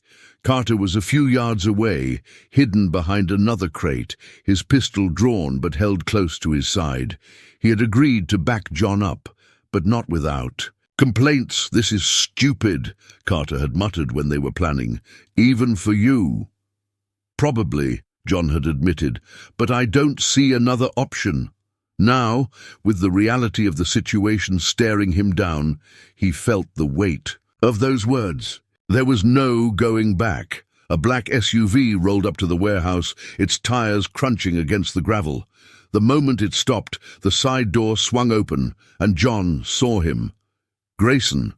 He stepped out slowly, taking his time, stretching like he had just woken up from a long nap.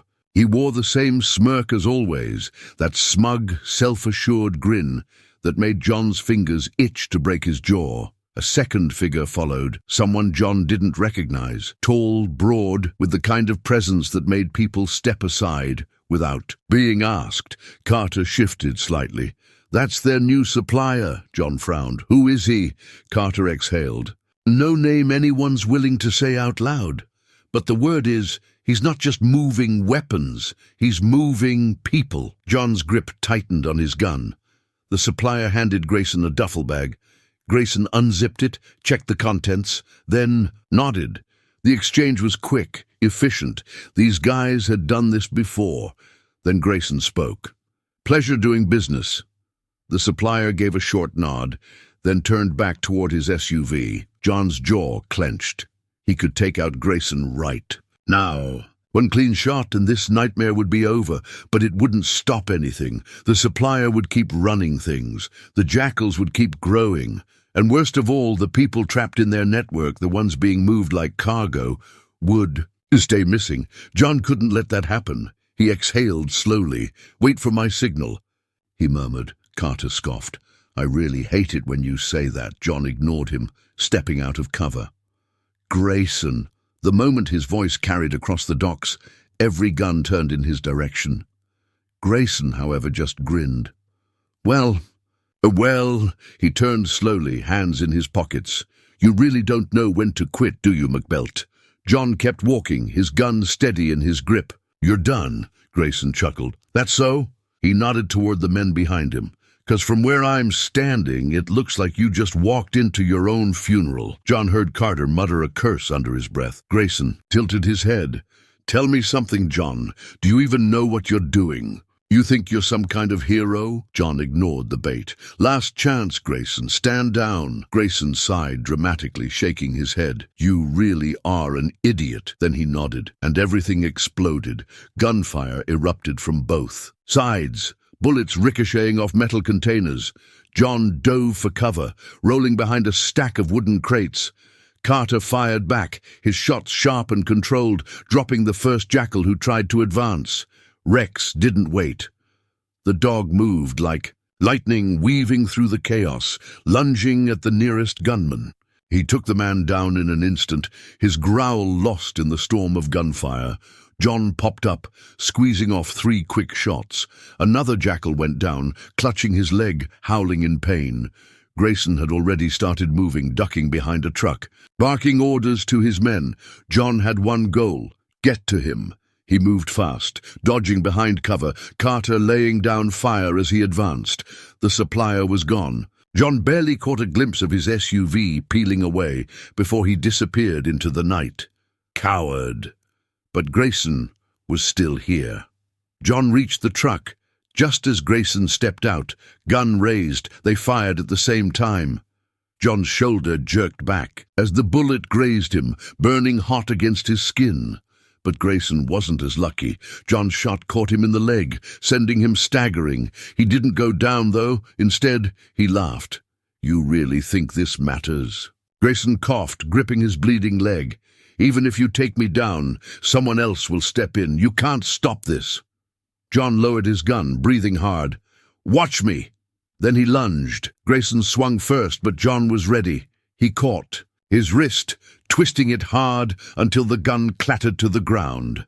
Then he drove his fist into Grayson's ribs, knocking the wind out of him. Grayson gasped, stumbling back. But he wasn't done. He reached into his jacket, pulling a knife.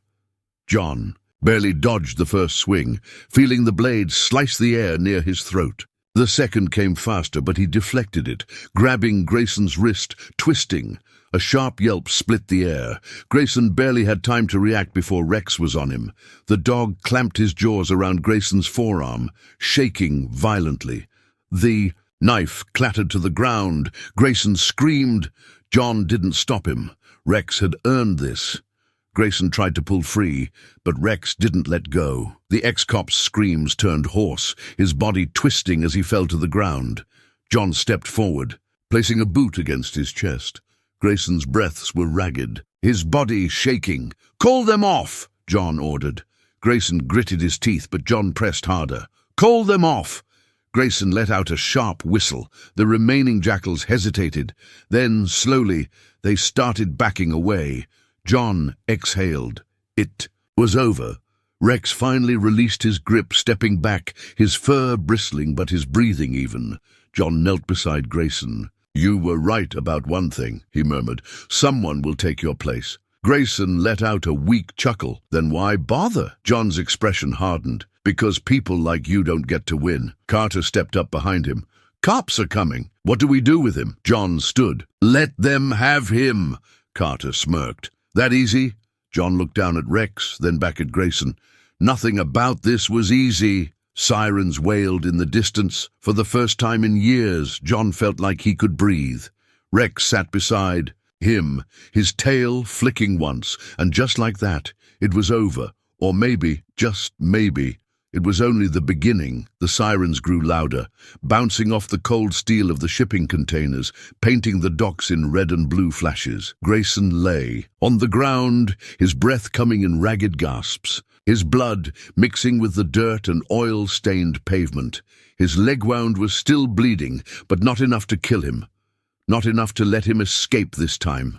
John took a step back, the weight of everything crashing down on him. His arms felt heavy, his muscles stiff from the fight, his shoulder throbbing from the bullet that had grazed him. He ignored it. There was too much to do, too much to think about.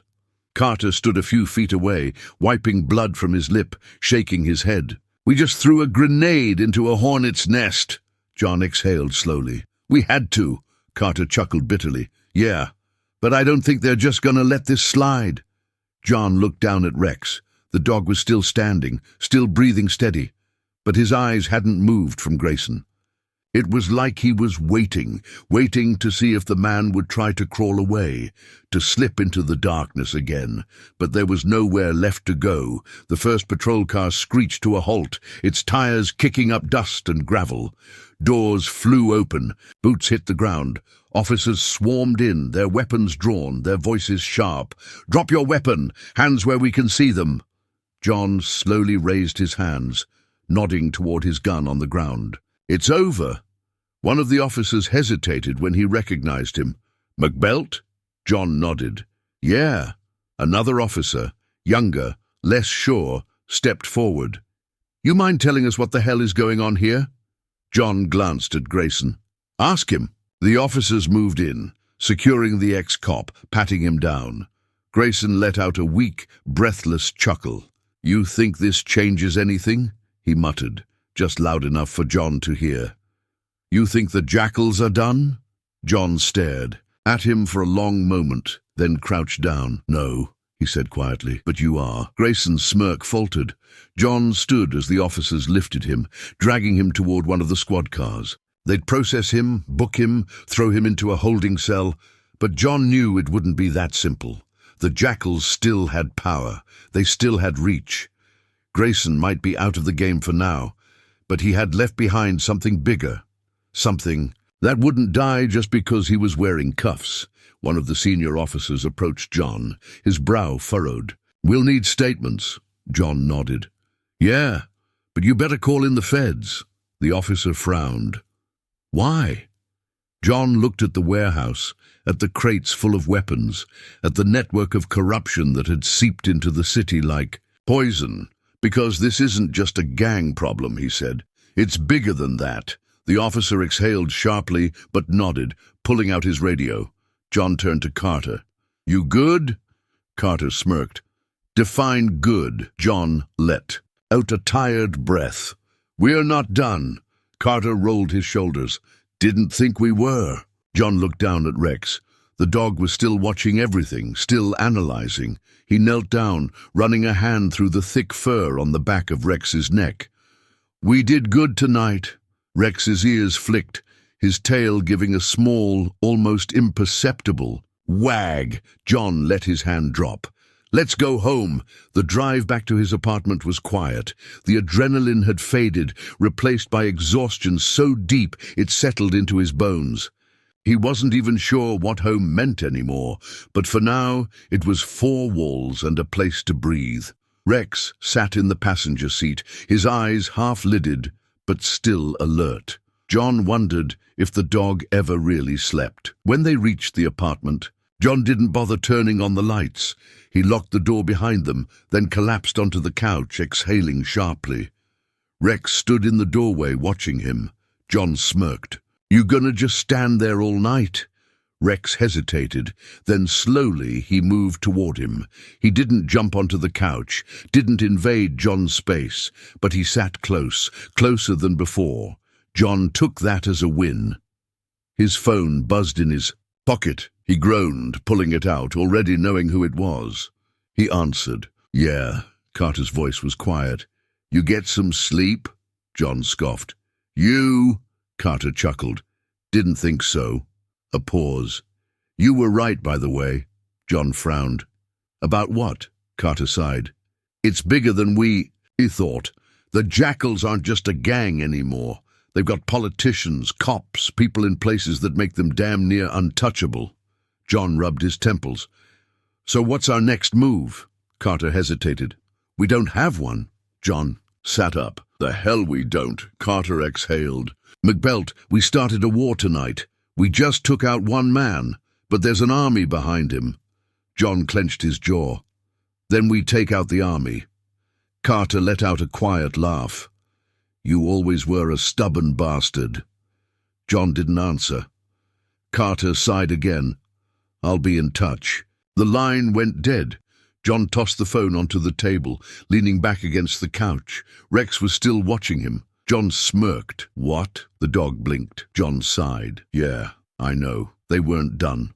Not even close. But for tonight, just for tonight, they could rest." John woke up to the sound of scratching. His hand instinctively went to his gun, but the tension eased when his mind caught up. It wasn't someone breaking in. It was Rex, standing by the door, his claws lightly tapping against the wood. The room was still dark, the city outside barely stirring. John checked his phone, 4:32 a.m. He groaned, rubbing his face. "You're kidding me." Rex didn't move, didn't so much as flick an ear. He just stared, waiting. John sighed. "All right, fine." He pushed himself off the couch, stretching out the stiffness in his back, then grabbed his jacket. The air outside was crisp, cool enough that John could see his breath as he locked the door behind them. The streets were empty except for the occasional passing car, headlights slicing through the early morning fog. Rex moved with purpose, nose to the ground, his body relaxed but aware. It was different from before. He wasn't just surviving anymore. He was settling into something new. John shoved his hands into his pockets, walking beside him. "You ever gonna just enjoy a walk, or is everything a mission with you?" Rex glanced up at him, then looked forward again. John smirked. "Yeah, that's what I thought." They walked for a while, the silence comfortable. John let his mind wander, let himself breathe. It had been a long time since he had felt this way, like he wasn't completely alone. Rex suddenly stopped, his body going still. John froze. "What is it?" Rex's ears flicked, nose twitching. Then, just as quickly, he relaxed. John followed. His gaze. Across the street, near an alley, a homeless man sat against a dumpster, wrapped in layers of old clothing, his face barely visible beneath the hood of his tattered coat. His breath came out in small clouds, slow, steady. Rex didn't bark, didn't growl. He just watched. John exhaled. "Yeah, buddy, I see him." He glanced around, then crossed the street. Rex followed, staying close. The man stirred slightly when John crouched beside him. His eyes were tired but still sharp. He looked at Rex, then at John. "Ain't got nothing worth taking, officer." John shook his head. "Not here for that." He reached into his pocket, pulling out a folded 20. "Get yourself some food." The man hesitated. "What's the catch?" John smirked. "No catch, just don't let it go to waste." The man took the bill slowly, his fingers rough and calloused. He looked at Rex again. "Good dog." John glanced at Rex, watching the way the dog stood, unmoving, patient. "Yeah, he is." They left the man behind, heading back toward the apartment. John hadn't realized it yet, but something had shifted. Rex wasn't just following anymore. He was walking beside him. Back at the apartment, John pulled out the bag of dog food he had picked up earlier and poured some into a bowl. Rex sat nearby, watching, waiting. John chuckled. "You can eat, you know." Rex didn't move until John stepped back. Only then did he approach the bowl, lowering his head to eat. John shook his head, leaning against the counter. "You really don't trust anyone, huh?" Rex kept eating. John ran a hand through his hair, letting out a breath. "Yeah, I get it." His phone buzzed. He glanced at the screen. Carter, John picked up. "You got something?" Carter's voice was tight. "Yeah, but you're not gonna like it." John straightened. "What happened?" Carter hesitated. "Then, they're not letting this go, McBelt. You knew that, right?" John clenched his jaw. "What did you hear?" Carter sighed. "Word on the street is someone higher up wants you handled. Not the jackals. Someone bigger." John frowned. "Bigger how?" "You ever hear of a guy named Vance?" John stiffened. Yeah, he had heard the name before. Vance wasn't just a criminal, he was a businessman. The kind who never got his hands. Dirty, never showed up in the reports, but was always there pulling the strings. John had spent years trying to nail guys like him, and now he had their attention. Carter's voice was quieter now. "Look, man, you rattled the cage. You put Grayson in cuffs, but he was just a symptom. You think Vance gives a damn about some dirty ex-cop?" John exhaled slowly. "No, he cares about what you might do next." John glanced at Rex. The dog had finished eating and was now sitting near the door, waiting again, like he knew, like he understood. John rubbed the back of his neck. "What do you think they're gonna do?" Carter hesitated. "If I were you, I'd start watching my back." John smirked. "I always do." Carter let out a tired chuckle. "Yeah, That's what worries me. The call ended. John leaned against the counter, letting the weight of it all settle. This wasn't over. If anything, it was just beginning. Rex let out a quiet huff, like he was tired of waiting. John nodded. All right, I hear you."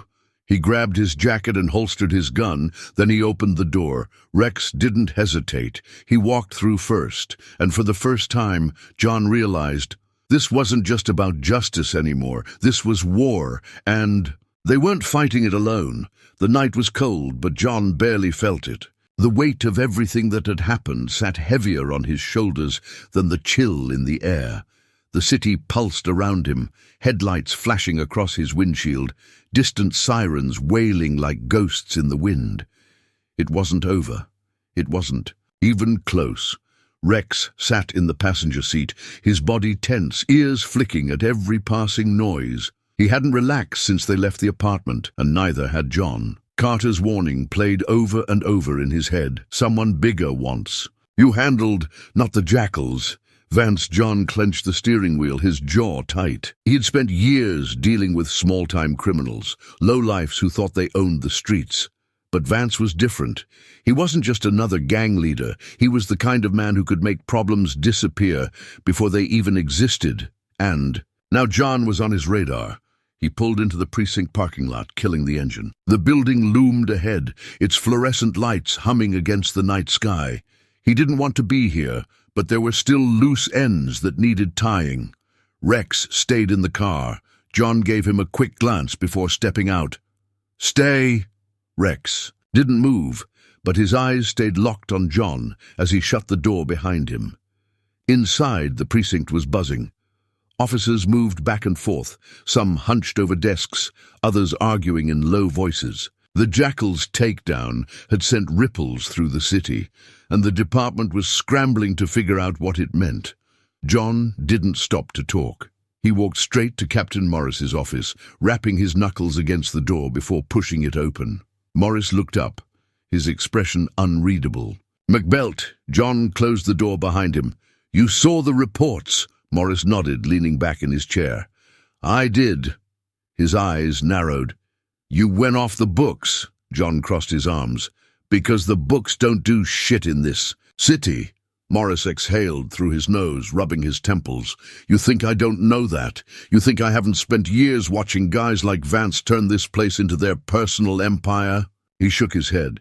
"You think bringing down one lieutenant changes anything?" John's jaw tightened. "It's a start." Morris studied him for a long moment. Then quietly he said, "Grayson's gone." John frowned. "What?" "He was being held in an off-site facility. Someone pulled strings. Now he's gone." John felt his blood turn to ice. Morris kept his voice level. "Vance doesn't leave loose ends. You embarrassed him. And now Grayson isn't your problem anymore." John sat down slowly, his mind racing. "And what? We just pretend he never existed?" Morris exhaled, looking suddenly older. "You've been around long enough to know how this works. You take out a pawn, the king just replaces him." John shook his head. "No, not this time." Morris smirked, but there was no humor in it. "Then you better start playing smart." John stood. "I didn't come here for permission." Morris watched him for a moment, then leaned forward. "Then why did you come?" John hesitated. He wasn't sure anymore. Maybe he had come looking for backup, for a sign that there were still good cops left in this city, but he already knew the answer. He turned toward the door. "To let you know that when this all goes down, I won't be asking for help." Morris didn't stop him as he walked out. John sat in his car for a long time, staring at the city stretched out before him. Lights flickered in the distance, casting long shadows over the streets. He had spent years thinking he could make a difference, that the badge meant something, but now he wasn't so sure. Rex let out a quiet huff from the passenger seat, breaking the silence. John glanced at him, exhaling. "You still trust me, huh?" Rex blinked, his expression unreadable. John smirked, shaking his head. "Yeah, you're smarter than I am." He started the engine. He wasn't going home. Not yet. There was someone. He needed to see The bar was quiet, the kind of place where people drank alone, drowning their regrets in cheap whiskey.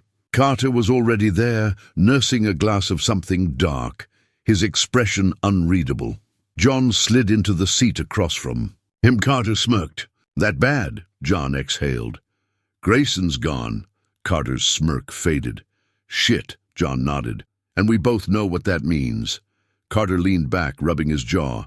"Vance tied up a loose end, which means he's thinking ahead." John tapped his fingers against the table. "I need to know where he is." Carter scoffed. "You don't find Vance, he finds you." John clenched his jaw. "Then I'll make sure he has no choice." Carter studied him. "You really think you can win this?" John looked down at his drink, then at Rex, who sat at his feet, watching, waiting. "I don't know," he admitted. Carter sighed. "You got a death wish, McBelt." John smirked. "Not yet." They sat in silence for a moment, the weight of the city pressing down on them. Then Carter spoke. "I might know a guy." John leaned in. "Go on." Carter exhaled. "Underground bookkeeper. Used to handle accounts for the Jackals before they got too big. If anyone has records on Vance, it's him." John nodded. "Where?" Carter hesitated. Then quietly he said, "West Side. Old storage unit off 48th. John stood. "Let's go." Carter raised an eyebrow. "Now?"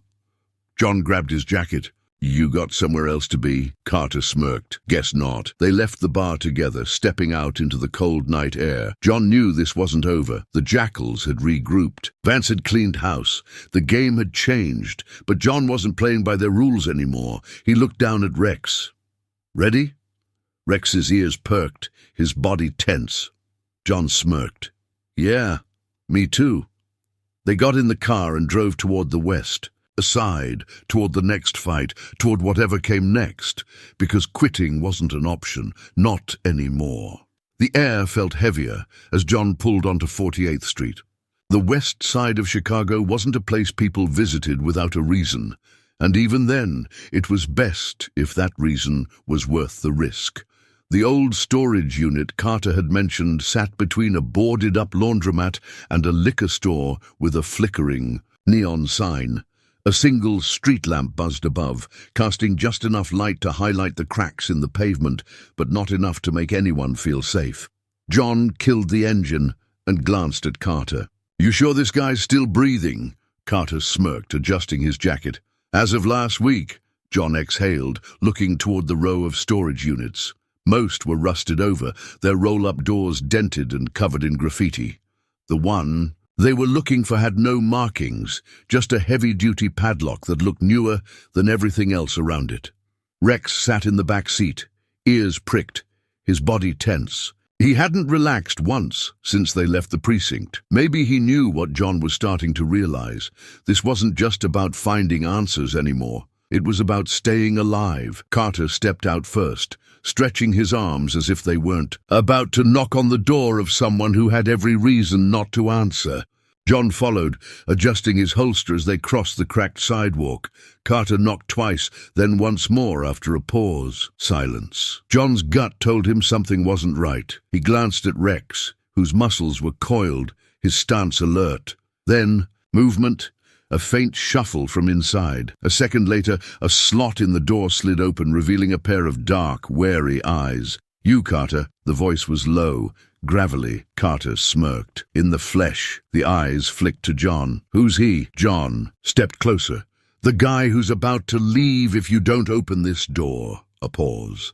Then, reluctantly, the lock clicked. The door creaked open just wide enough for them to slip inside. John scanned the room. The storage unit was more of a makeshift office than a place for storing junk. A desk sat in the corner, stacked with paperwork, a couple of old filing cabinets against the far wall. A single light bulb dangled from the ceiling, swaying slightly. The man who let them in looked like he hadn't slept in a week. His beard was patchy, his shirt wrinkled, his hands twitchy. "You got 5 minutes," he muttered, locking the door behind them. Carter didn't waste time. "We're looking for anything you got on Vance." The man stiffened at the name. "You're joking." John crossed his arms. "Do we look like we're joking?" The man ran a hand over his face, muttering something under his breath. "You have no idea what you're asking. Try me." The man hesitated, then walked over to his desk, rifling through one of the drawers. He pulled out a small black notebook, flipping through pages filled with numbers, names, dates. "I used to handle money for a lot of people," he said. "Kept things clean, made sure no one asked too many questions." He stopped on a page, tapping it. "Vance doesn't just move product. He moves people, and not just the way you think." John's stomach turned. "What do you mean?" The man exhaled sharply. "There's a list. People who crossed him. People who got in the way. They don't just disappear, McBelt. They get used." John clenched his fists. The man flipped to another page, scribbled with a series of locations. "He has holding sites all over the city, places no one pays attention to. Old motels, warehouses, spots that look abandoned but aren't." John took the notebook, scanning the entries. Names, dates, places. Some he recognized, some he didn't. Then he froze. There, scribbled near the bottom, was a name that sent ice through his veins. "Grayson." John looked up. "This list, it's everyone Vance has leverage on?" The man nodded. "One way or another." John exhaled. He had thought Grayson was a loose end. Thought Vance had gotten rid of him to clean house. But if he was on this list, Grayson wasn't dead. John felt a rush of adrenaline hit him. "Where is he?" The man hesitated. "Look, just because his name's there doesn't mean—" "Where is he?" The man swallowed hard, then pointed at a location near the bottom, West End, some kind of processing facility. "People go in, they don't come out." John's grip on the notebook tightened. Carter sighed. "So Grayson's alive, and let me guess, he's not there by choice." The man shook his head. "No one ever is." John's mind was racing. If Grayson was still alive, then that meant one thing: Vance wasn't done with him. And if Vance wasn't done with him, he still had something to say. John closed the notebook and tucked it into his jacket. "You need to disappear." The man's face paled. "I already have." John didn't argue. He just nodded and turned toward the door. Rex was already ahead of him. Outside, the cold night air hit like a punch. John let out a slow breath, trying to steady himself. Carter looked at him. "So what's the play?" John smirked grimly. "We're going to get him." Carter scoffed. "Just like that?" John opened the car door, motioning for Rex to jump in. "Just like that," Carter sighed. "You ever get tired of being this reckless?" John didn't answer, because the truth was, he didn't have a choice. Grayson wasn't just a name on a list. He was the key to everything.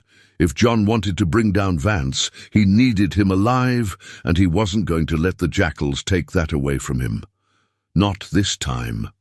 He started the engine. The war wasn't just coming anymore.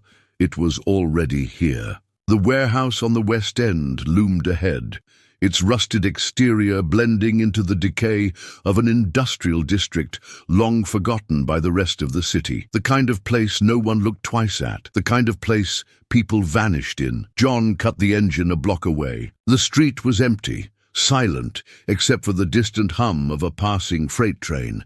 He scanned the area, noting the lack of visible security. No guards at the doors, no patrols circling the perimeter. Too quiet. Beside him, Carter let out a slow breath. "Feels like a setup." John didn't disagree. "Feels like a chance." Carter shook his head, but there was no humor in his voice. "Man, you really don't do things the easy way, do you?" John smirked, but his grip on the wheel tightened. Never had the option.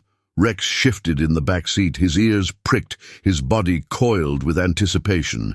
He didn't need to be told what was about to happen. He knew. John exhaled. "All right. We go in. Quiet. We get Grayson out. We don't leave a trail." Carter gave him a flat look. "You think that's an option?" John checked his gun. "No." Carter sighed, then did the same. "Let's get this over with." They moved fast, keeping low, cutting across the lot toward the side entrance. The warehouse doors were thick steel, but the side panel was weaker, worn from years of neglect. Carter worked the lock with practiced ease, muttering under his breath about how predictable criminals were. Then the door creaked open. John stepped inside first, gun up, eyes sweeping the room. The air was thick with the scent of oil and dust. Dim overhead lights buzzed faintly, casting long shadows over rows of metal shelving.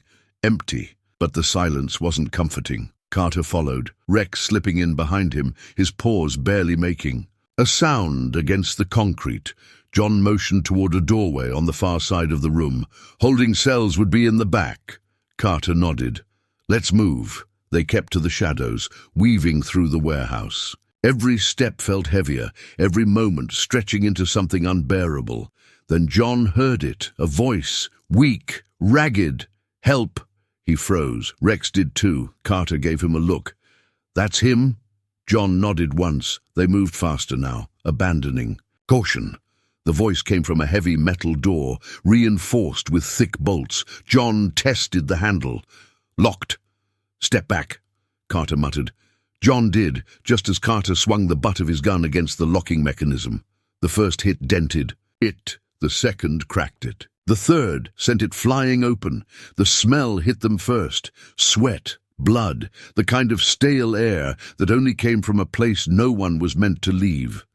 Grayson was slumped against the far wall, his hands tied in front of him, his face swollen and bruised beyond recognition. His breathing was shallow, but he was alive. Barely. John was at his side in an instant. Grayson! The ex-cop's eyelids fluttered, unfocused. Then, slowly, recognition flickered behind his bruised eyes. McBelt. John exhaled sharply. Yeah! You still in one piece? Grayson let out a wet, painful laugh. Define peace. Carter checked the hallway. We need to move. Now. John pulled out his knife, slicing through the ropes around Grayson's wrists. The man flinched but didn't fight it. He was too weak. Rex stayed close, his body tense, his eyes never leaving Grayson. John hauled him to his feet. Can you walk? Grayson groaned, but he nodded. Not well. That's enough. John threw one of Grayson's arms over his shoulder, guiding him toward the door. Carter was already moving ahead, checking every corner, every blind spot. They reached the main warehouse. Floor. That's when everything went to hell. The front doors burst open. Flashlights cut through the darkness. Jackals, armed, waiting. John shoved Grayson behind a stack of crates, ducking as the first shots rang out. Carter fired back, cursing. Guess they were expecting us. John gritted his teeth, firing off 2 shots, forcing their attackers to take cover. You think? Rex let out a low growl, his body pressed against the floor, waiting for an opening. John turned to Grayson. You hold a gun? Grayson let out a dry laugh. Not right now. John handed him a spare. Now you do. Grayson took it, his fingers barely steady, but there was something in his eyes, something that said he wasn't done fighting yet. John turned to Carter. We need a way out. Carter glanced around, then pointed toward a set of overhead catwalks. If we can get up there, there's a maintenance exit. John nodded. Go, I'll cover you. Carter didn't argue. He grabbed Grayson, hauling him up, guiding him toward the stairs. John fired again, keeping the jackals pinned. Rex moved beside him, silent, calculating. Then a shadow shifted. John barely had time to react before a figure lunged at him from the side. He hit the ground hard, his gun skidding across the floor.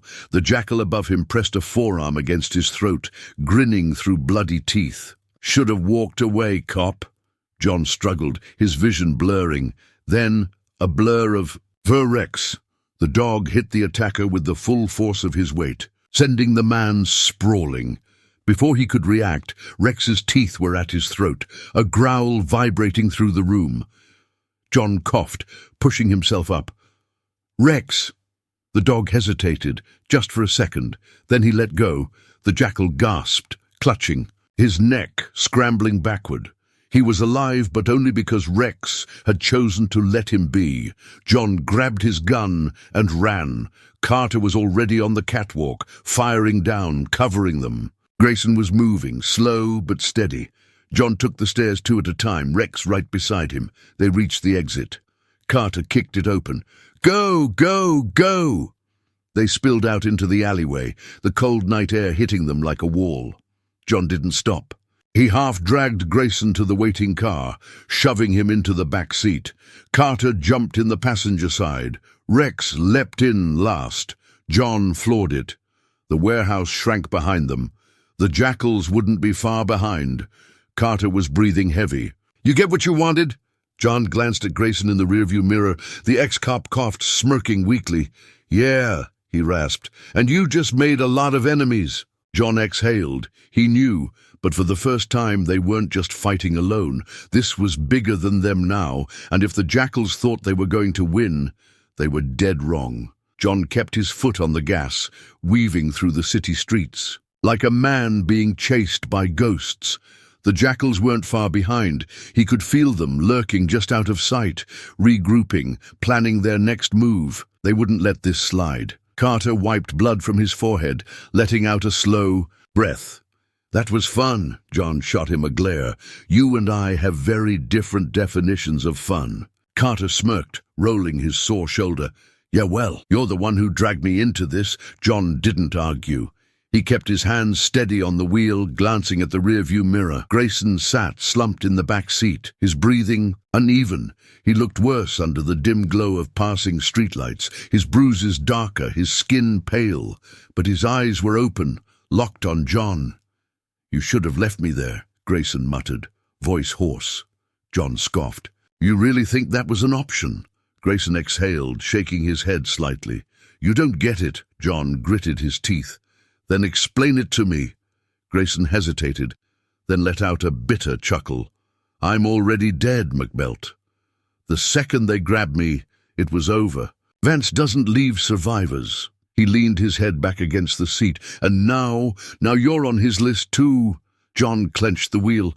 "He already knows my name." Grayson's lips curled into something resembling a smirk. Then, "You're more screwed than I thought," Carter sighed. "I hate to break up the heart-to-heart, but we need to figure out where we're taking him." John had already decided that. "Safe house," Carter groaned. "Oh, for the love of—" "Not yours," John cut in. "Mine," Carter blinked. "You have a safe house?" John didn't answer. He just took the next turn, heading toward the outskirts of the city. The drive stretched on, intense silence. John could feel Rex shifting in the passenger seat, the dog's muscles still tight, still ready. He hadn't stopped watching Grayson since they got in the car. John reached over, scratching behind his ears. "We're almost there, buddy." Rex exhaled, but didn't relax. Neither did John. They arrived at a small, unremarkable house on the edge of an industrial park, tucked away where no one would think to look. John pulled into the driveway, cutting the engine. The air was still. Too quiet. Carter stepped out first, scanning the area. "Place looks abandoned." "That's the point," John muttered. He opened the back door, helping Grayson out. The ex-cop grunted, but he didn't resist. He was too weak to run, and even if he wasn't, there was nowhere left for him to go. Inside, the house was sparsely furnished, just the essentials. A couch, a kitchen table, a few chairs. The walls were bare, the air stale. John guided Grayson to the couch, setting him down carefully. "Stay here," Grayson smirked weakly. "Not going anywhere." John walked into the kitchen, Carter following. Behind. Carter leaned against the counter, arms crossed. "This is insane, you know that?" John grabbed a first aid kit from under the sink, popping it open. "Since when has that stopped us?" Carter sighed. "Fine. But what's the plan?" John pulled out a roll of bandages. "We use him." Carter frowned. "For what?" John turned, lowering his voice. "Grayson knows Vance's operation inside and out. If we want to take this guy down, we need him to talk." Carter scoffed. "And you think he will?" John's jaw tightened. "He doesn't have a choice." Carter studied him for a long moment, then exhaled. "All right, let's see what he has to say." They walked back into the living room. Grayson looked up at them, his smirk fading. "Interrogation time," he muttered. John crouched in front of him. "Call it whatever you want, but you're gonna start talking." Grayson let out a slow breath. "And if I don't?" John's expression hardened. "Then you can take your chances with Vance." Grayson's smirk twitched, but it didn't last. He knew the truth as well as John did. There was no running from Vance, no hiding. Finally, he exhaled. "What do you want to know?" John leaned forward. "Everything." The next hour was filled with names, locations, operations that stretched deeper than John had realized. Vance didn't just run the jackals. He controlled half the city's underground network. Drugs, weapons, human trafficking, it all led back to him. And worse, he had people everywhere. Cops, politicians, judges. John clenched his fists. "And how do we bring him down?" Grayson let out a hollow laugh. "You don't." John's stare didn't waver. "Try again," Grayson sighed. "Vance doesn't leave a paper trail. But there's one thing he cares about more than anything." Carter raised a brow. "And that is?" Grayson smirked. "His money." John frowned. "What about it?" Grayson leaned forward, lowering his voice. "He's got a stash. Not just cash. Records. Proof of every deal, every payoff. It's the one thing keeping him untouchable." John's heart pounded. "Where?" Grayson hesitated. Then finally he said, "North side. Old bank. Basement level. That's where he keeps it all." John's mind raced. If they could get their hands on that, they could take Vance down for good. But there was just one problem. Vance would be expecting them. Carter ran a hand through his hair. "This is suicide." John smirked. "Yeah, but it's our best shot." Carter exhaled. "Fine, but we're gonna need help." John glanced at Rex, then back at Grayson. "Then we find it." Grayson chuckled, shaking his head. "You're really gonna do this?" John stood. "Yeah." Grayson let out a slow breath. "Then you better not screw it up." John smirked. "Wouldn't dream of it." He grabbed his phone, scrolling through. His contacts, if they were going to take down Vance, they needed to move fast, and they needed to hit first. Rex let out a quiet huff, shifting beside him. John looked down at him. "You ready?" Rex's ears perked, his body tense. John smiled. "Yeah, me too." The war wasn't coming anymore. It was already here. The night air clung to John's skin as he stood outside the abandoned bank on the north side. The building loomed ahead, its windows dark, its once pristine marble exterior now cracked and stained. With time, Vance's empire was built on shadows, and somewhere beneath this rotting structure, the proof of all his crimes was waiting. John flexed his fingers around the grip of his gun. He had been in a lot of bad situations before, but this one was different. This wasn't just a bust. This wasn't just another takedown. This was everything. Carter leaned against the side of the car, lighting a cigarette. "I can't believe I let you talk me into this." John smirked. "I didn't. You just hate loose ends." Carter exhaled smoke through his nose. "Yeah, well, this one's got a lot of teeth." John glanced at the back seat. Rex was there, his body coiled, ready. He'd been watching the building for the last 5 minutes, completely still, except for the slow rise and fall of his chest. John tapped the glass. "You good, buddy?" Rex blinked but didn't move. John turned back to Carter. "Once we get inside, we don't have time to second guess. We grab what we need and we get out." Carter scoffed. "Like it's ever that simple." John checked his gun, then nodded. "Let's move." They crossed the empty lot, their steps silent against the pavement. John tested the side door, locked, as expected. Carter knelt beside the handle, pulling out a set of old lockpicks. "Don't say it." John smirked. Didn't say a word. The lock clicked open. John pulled the door wide, gun raised. The air inside was stale, thick with dust and mildew. The bank's interior had been stripped of anything valuable years ago, but it still had that eerie quiet, the kind that made the hair on the back of John's neck stand up. Rex stepped inside first. John followed, keeping low. The bank's lobby stretched ahead of them, marble floors cracked and worn, old teller booths standing like ghosts of another era. The vault was deeper in, past the broken security barriers and the remnants of an office that had been gutted long ago. Carter moved ahead, glancing at a worn map on the wall. Basements through there, John nodded. Let's go. They reached the stairwell, the rusted door groaning as John pushed it open. The steps led downward into complete darkness, the kind that swallowed sound, the kind that made every breath feel too loud. John flicked on his flashlight, the beam slicing. Through the black Rex was already descending. He didn't hesitate, didn't pause. He knew they were close. At the bottom of the stairs, a long hallway stretched ahead of them. Doors lined both sides, most of them sealed shut. But at the end of the hall, one was open. John's pulse quickened. Carter raised an eyebrow.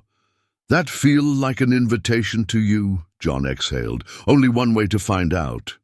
They moved carefully, checking each doorway as they passed. Most of the rooms were empty, old storage spaces, crumbling office cubicles.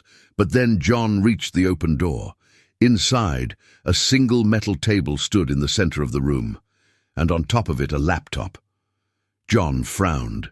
Carter let out a low whistle. "That's not ominous at all." John stepped inside, scanning the corners of the room. No cameras, no tripwires. Just the laptop, its screen dark, waiting. Rex let out a low growl.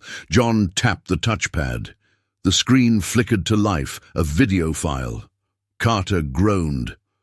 "I really hate this." John clicked it. The footage was grainy, low quality, but the sound was crystal clear. A man's voice filled the room, smooth, calm, controlled. "John McBelt." John's blood turned to ice. The video showed a dimly lit office, the kind that belonged to men who didn't need to hide their power.